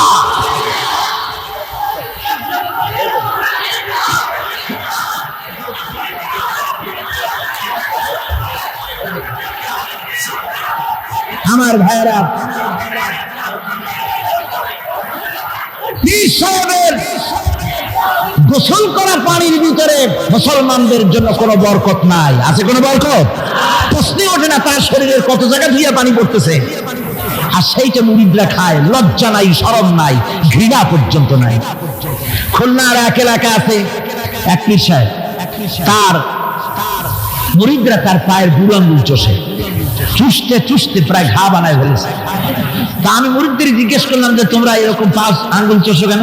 কয় যে হুজুরের মারেফত পায়ের আঙ্গুল দিয়ে পেটের মধ্যে ঢুকবে, সেই জন্য। কি ধরনের খোরাফাত, কি বিদআত!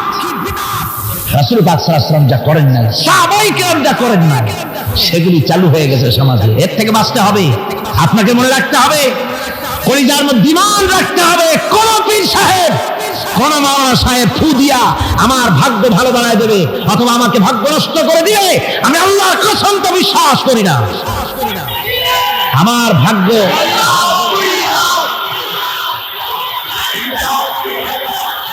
আমার ভাগ্য, আমার তাকদীর ভালো বা খারাপ এ সবটা হতে পারে আল্লাহর পক্ষ থেকে। কার পক্ষ থেকে? জোরে বলেন, কার পক্ষ থেকে? আল্লাহর পক্ষ থেকে হতে পারে। সুতরাং আজকে আমাদের দেশে বহুত নকল পেরিয়ে গেছে। পীর মুরিদি একসময় খুব ভালো ছিল, কিন্তু যে জিনিস যত ভালো তার নকল বেরোয় তত তাড়াতাড়ি। তবে আলহামদুলিল্লাহ, এখনো আলহামদুলিল্লাহ কিছু হাক্কানি পীর এখনো আছে যারা সমাজের কাজ করেন, যারা ওইভাবে কদম বুঝি নেওয়ার জন্য পা আগ বাড়ায় দেয় না। বুঝতে পেরেছেন? মানুষকে সর্বনাশ করে না, বরং তাদের ইলম আছে, ইলমের দ্বারা মানুষের কাছে হেদায়েতের কথা শোনায়, সমাজ গঠনমূলক কাজ করে, আল্লাহর কোরআন প্রচার করে। এ ধরনের লোক আছে, তবে এদের সংখ্যা কম। ঠিক কিনা কম? এদের সংখ্যা কম। এরা বিভিন্ন জায়গায় মাজার তৈরি করেছে, মাজারাত তৈরি করেছে, একটা দুইটা মাজার না, বহুত মাজার, গাড়ি বাস সব থামাইয়া তারপরে তাদের কাছ থেকে, মানুষের কাছ থেকে পয়সা কালেকশন করা হয়। ঠিক কিনা? এই যে পয়সা কালেকশন করা হলো, আমি জিজ্ঞেস করি এই টাকাগুলো যে কালেকশন করা হলো, দেওয়া হলো, এই টাকা দিয়ে কবরে যে শোয়া আছে, ওই টাকা দিয়ে তিনি কি কোনো ফায়দা পান? টাকা দরকার কার? জীবিত মানুষের না মরা মানুষের? তো কমন সেন্স নাই কেন মুসলমানের? যিনি ইন্তেকাল করেছেন, মাটির মধ্যে শুয়ে আছেন, তারে টাকা দেই কেন? উনি কি এই কমলার সিজনে কমলা কিনে খাবেন? তো টাকাটা কেন দেওয়া হয়? এই আপনার টাকা দিয়া এই মাজারকে যারা পাহারা দেয় তারা অনেক বড় লোক হয়ে গেছে। ঠিক কিনা? আবার অনেক মাজার আছে যে মাজারে কেডা শোয়া তার মাজারের পাহারাদারও জানে না। এরকম আমি নিজেও দেখেছি। জিজ্ঞেস করেছি যে কবর কার? কত তা তো জানি। একজন আল্লাহর মাহবুব বান্দা শুয়ে আছে এখানে। কে সেই মাহবুব বান্দা? নামটাম জানি না, স্বপ্নের মধ্যে দেখলাম আল্লাহর এক ওলির কবর এখানে, সেই জন্য গম্বুজ বানাই দিছি।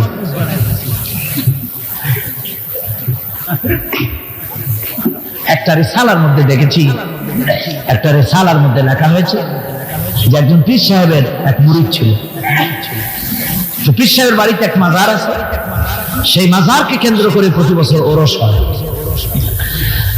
মুরিদ সে গরিব মানুষ, ব্যবসা বাণিজ্য করে খায়। তারপরে তার একটা গাধা ছিল, সে গাধার উপরে সওয়ার হয়ে বাজার ঘাট করতো, মালপত্র আনা নেওয়া করে ওই দিয়ে তার জীবিকা নির্বাহ। একদিন তার গাধাটা মারা গেল। সেই রিসালার মধ্যে লেখা হয়েছে যে লোকটা তখন গাধা মরেছে, এরা কিচ্ছু নাই, জমি জমাও নাই, খাবে কি করে? খুব দুঃখ পেল মনে। আরে গাধা যদি মরে খুলে পড়ে থাকে তাহলে দুর্গন্ধ হবে। সেই জন্য রাস্তার পাশে ঝুপড়ি তার একটা বাড়ি, ওই বাড়ির পাশেই রাস্তার পাশেই একটা কবর খুঁড়িয়া তার মধ্যে গাধারে শোয়াই দিয়া দাফন টাফন করিয়া কবরের পাশে বসে আর দুশ্চিন্তা করতেছে যে আমি এরপরে বাঁচবো কি করে, খাবো কি, মানে চোখ বুঝে বুঝে কাঁদতেছে। এমন সময় ওইটা ছিল বাজারে যাওয়ার রাস্তা, লোকজন বাজারের দিকে যাচ্ছে।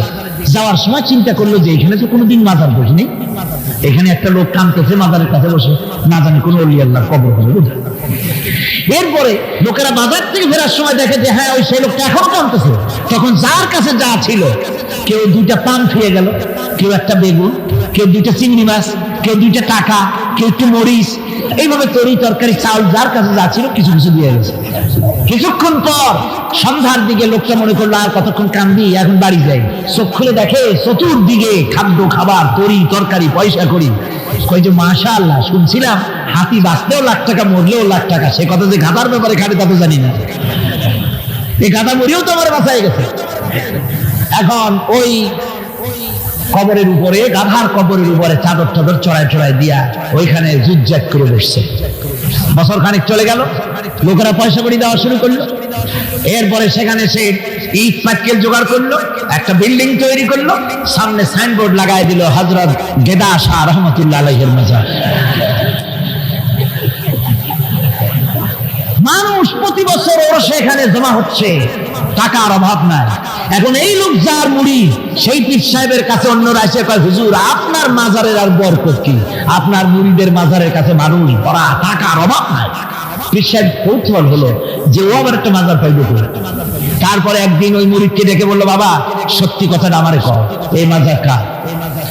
মুরিদ কয় যে হুজুর আপনি আমার ওস্তাদ, আপনার কাছেই সব শিখছি, কিন্তু এই কথা কাউকে বলবেন না। বল না, বল না কি হয়েছে, মাজারটা কার? বললো যে হুজুর যে গাধাটা নিয়ে ব্যবসা করতাম ওই গাধাটা মরে গেল, তারে কবরে দিয়েছি, এরপরে পরে এই ঘটনা হয়েছে।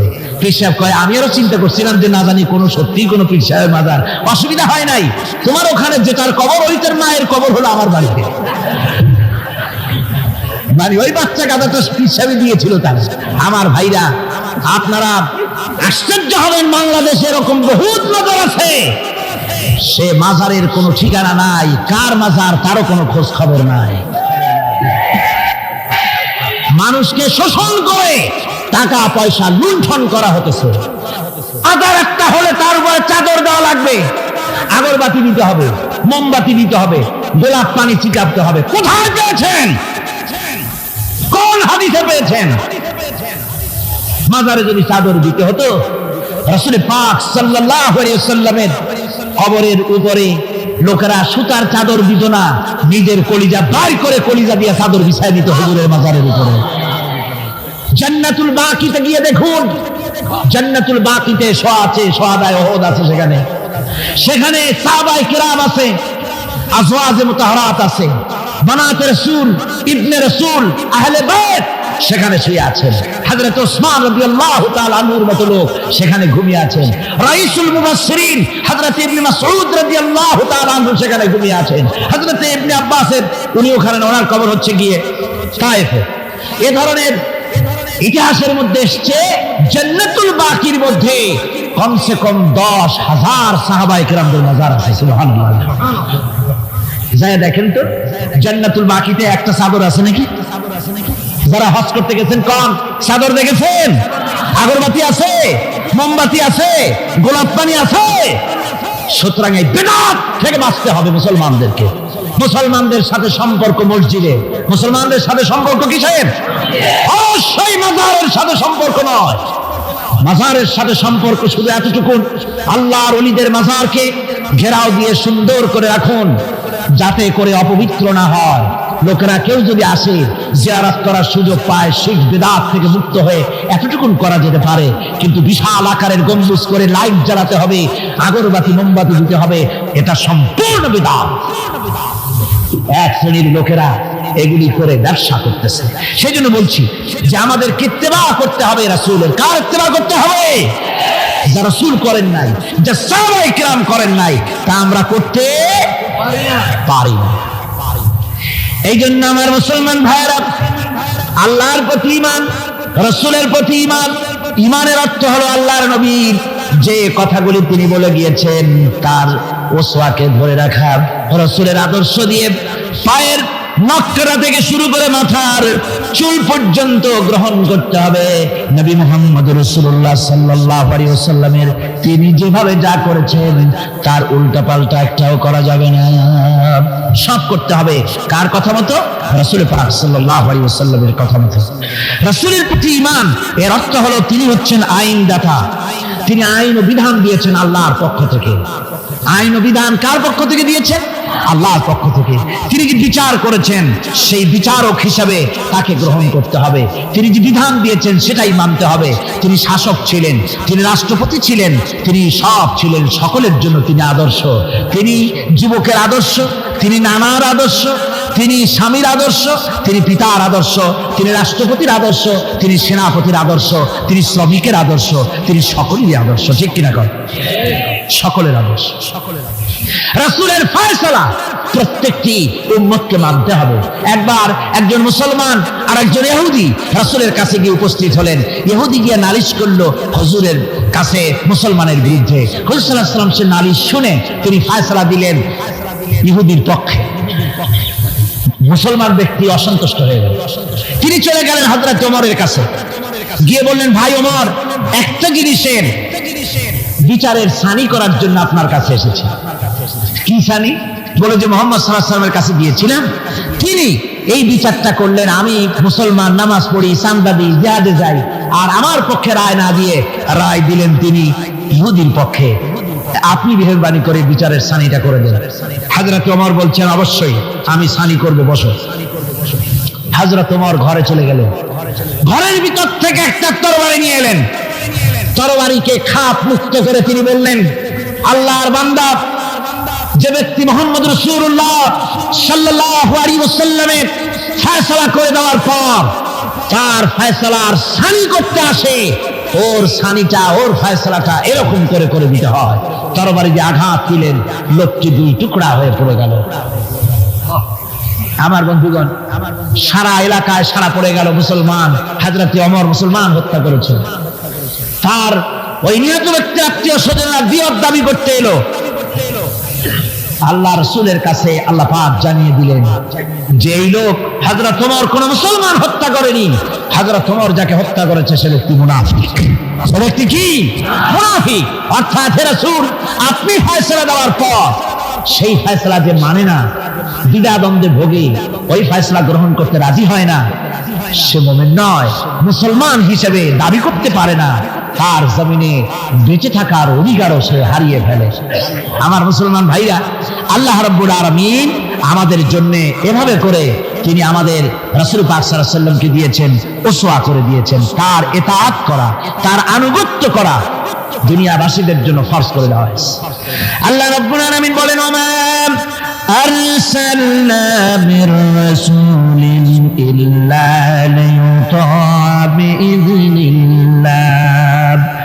আমি যে রাসূল পাঠিয়েছি তাদের আনুগত্য করতে আমি বাধ্য করে দিয়েছি। তাদের আনুগত্য শুধু এই জন্যই করতে হবে, লোকদেরকে যেহেতু তারা নির্দেশ করেন আল্লাহর হুকুম অনুযায়ী, আল্লাহর নির্দেশ অনুযায়ী নবীদের আনুগত্য সকলেরই করা লাগবে। আল্লাহ পাক বলেন, যে ব্যক্তি রাসূলের আনুগত্য করে সেজন্য আমি আল্লাহ রাব্বুল আলামিনের আনুগত্য করলো। জোরে বলেন সুবহানাল্লাহ। এরপরে আল্লাহ রাব্বুল আলামিন বলেছেন, ইয়া আইয়ুহাল্লাযীনা আমানু আতিউল্লাহা ওয়া আতিউর রাসূল ওয়া লা তুবতিলু আমালাকুম। আল্লাহ পাক বলেন, ও বিশ্বাসীরা, তোমরা আনুগত্য করো আল্লাহর এবং আনুগত্য করো রাসূলের। কোন ব্যাপারে? কোন আনুগত্য যে আল্লাহ করতে বললেন আল্লাহর এবং রাসূলের, কোন ব্যাপারে আনুগত্য? সমস্ত ব্যাপারে, জীবনের সকল অঙ্গনে আনুগত্য করতে হবে। কার? আমি দেখতে পাচ্ছি মাঝখান থেকে দুই একজন লোক হাঁটেন, আমি কিন্তু আগেই নিষেধ করেছি এই বেয়াদবি আল্লাহর রাস্তায় কেউ করবেন না। আপনার হাঁটার কারণে অন্য লোকেদের শোনার মধ্যে ডিস্টার্ব হয়, এই বেয়াদবি কেউ করবেন না। ভাইরা মা, আল্লাহ এবং রাসূলের আনুগত্য করতে হবে জীবনের সকল ক্ষেত্রে। রাসূল পাক সাল্লাল্লাহু আলাইহি ওয়াসাল্লাম শুধু নামাজের কথা বলেছেন, শুধু রোজার কথা বলেছেন, হজ আর যাকাতের কথা বলেছেন, আর কিছু বলেন নাই নাকি? বলেছেন কিনা? রাসূলুল্লাহ রাজনীতি করেছেন কিনা? রাসূলুল্লাহ প্রেসিডেন্ট ছিলেন কিনা? যুদ্ধ করেছেন কিনা? কিন্তু আজ আমাদের দেশে শুনতে হয় রাসূলের প্রতি ঈমানের অর্থ কি? ঈমানের অর্থ শুধু এতটুকু নয়, রবিউল আউয়াল মাস আসবে আর তুম পে লাখো সালাম, আর সারা বছর খোঁজ নাই। খুব সুন্দর করে দরুদ শরীফ মিলাদ শরীফ পড়বেন, আর রাসূলের আইন অমর্যাদা হবে।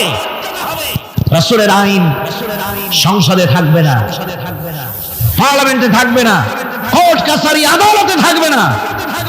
বলা হবে ধর্ম আর রাজনীতি আলাদা।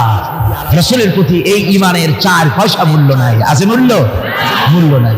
রাসূলের প্রতি ঈমান কি? ঈমানটাই হলো রাসূল যা করেছেন, আমাদেরকে যেভাবে যা আদেশ করেছেন তাই আমাদের মানতে হবে। উম্মতের এটা দায়িত্ব। কিন্তু আমরা এমনই উম্মত, আমরা নিজেরা ফয়সালা করে নিজেদের, আমরা বলেছি ধর্ম আর রাজনীতি আলাদা। অবশ্য চট্টগ্রামে এই ধরনের কথা কেউ বলে না, বলে ধর্ম আর রাজনীতি আলাদা। যেরকম নাউযুবিল্লাহি মিন যালিক। ধর্ম আর রাজনীতি আলাদা যারা বলে তারা হলো রাজনীতি ব্যবসায়ী। তারা কি ব্যবসায়ী? রাজনীতি ব্যবসায়ী। ওরা রাজনীতির ব্যবসা করে। जुदा हो जो दीन से सियासत रह जाती है चंगेजी। ধর্ম থেকে রাজনীতি যখন আলাদা হলো তখন সেখানে বাকি থাকে চেঙ্গিজিপনা, হারাকু খানপনা, মারামারি, হত্যাকাণ্ড সেখানে চালু থাকে, আর কিছুই থাকে না। ধর্ম ছাড়া রাজনীতি, তার নাম হচ্ছে প্রচন্ড দুর্নীতি। তার নাম কি? একটি প্রচন্ড দুর্নীতি। এক শ্রেণীর লোকেরা আজ বলছে যে ধর্ম আর রাজনীতি আলাদা। ধর্ম কোথায়? তাদের কথা হলো ধর্ম হলো পবিত্র জিনিস, ওই পবিত্র জিনিস থাকবে মসজিদে, পবিত্র জিনিস থাকবে মাদ্রাসায় আর খানকার ভেতরে। ওই পবিত্র ধর্ম রাজনীতিতে আনা যাবে না। ধর্মের প্রতি তাদের মহব্বত খুব।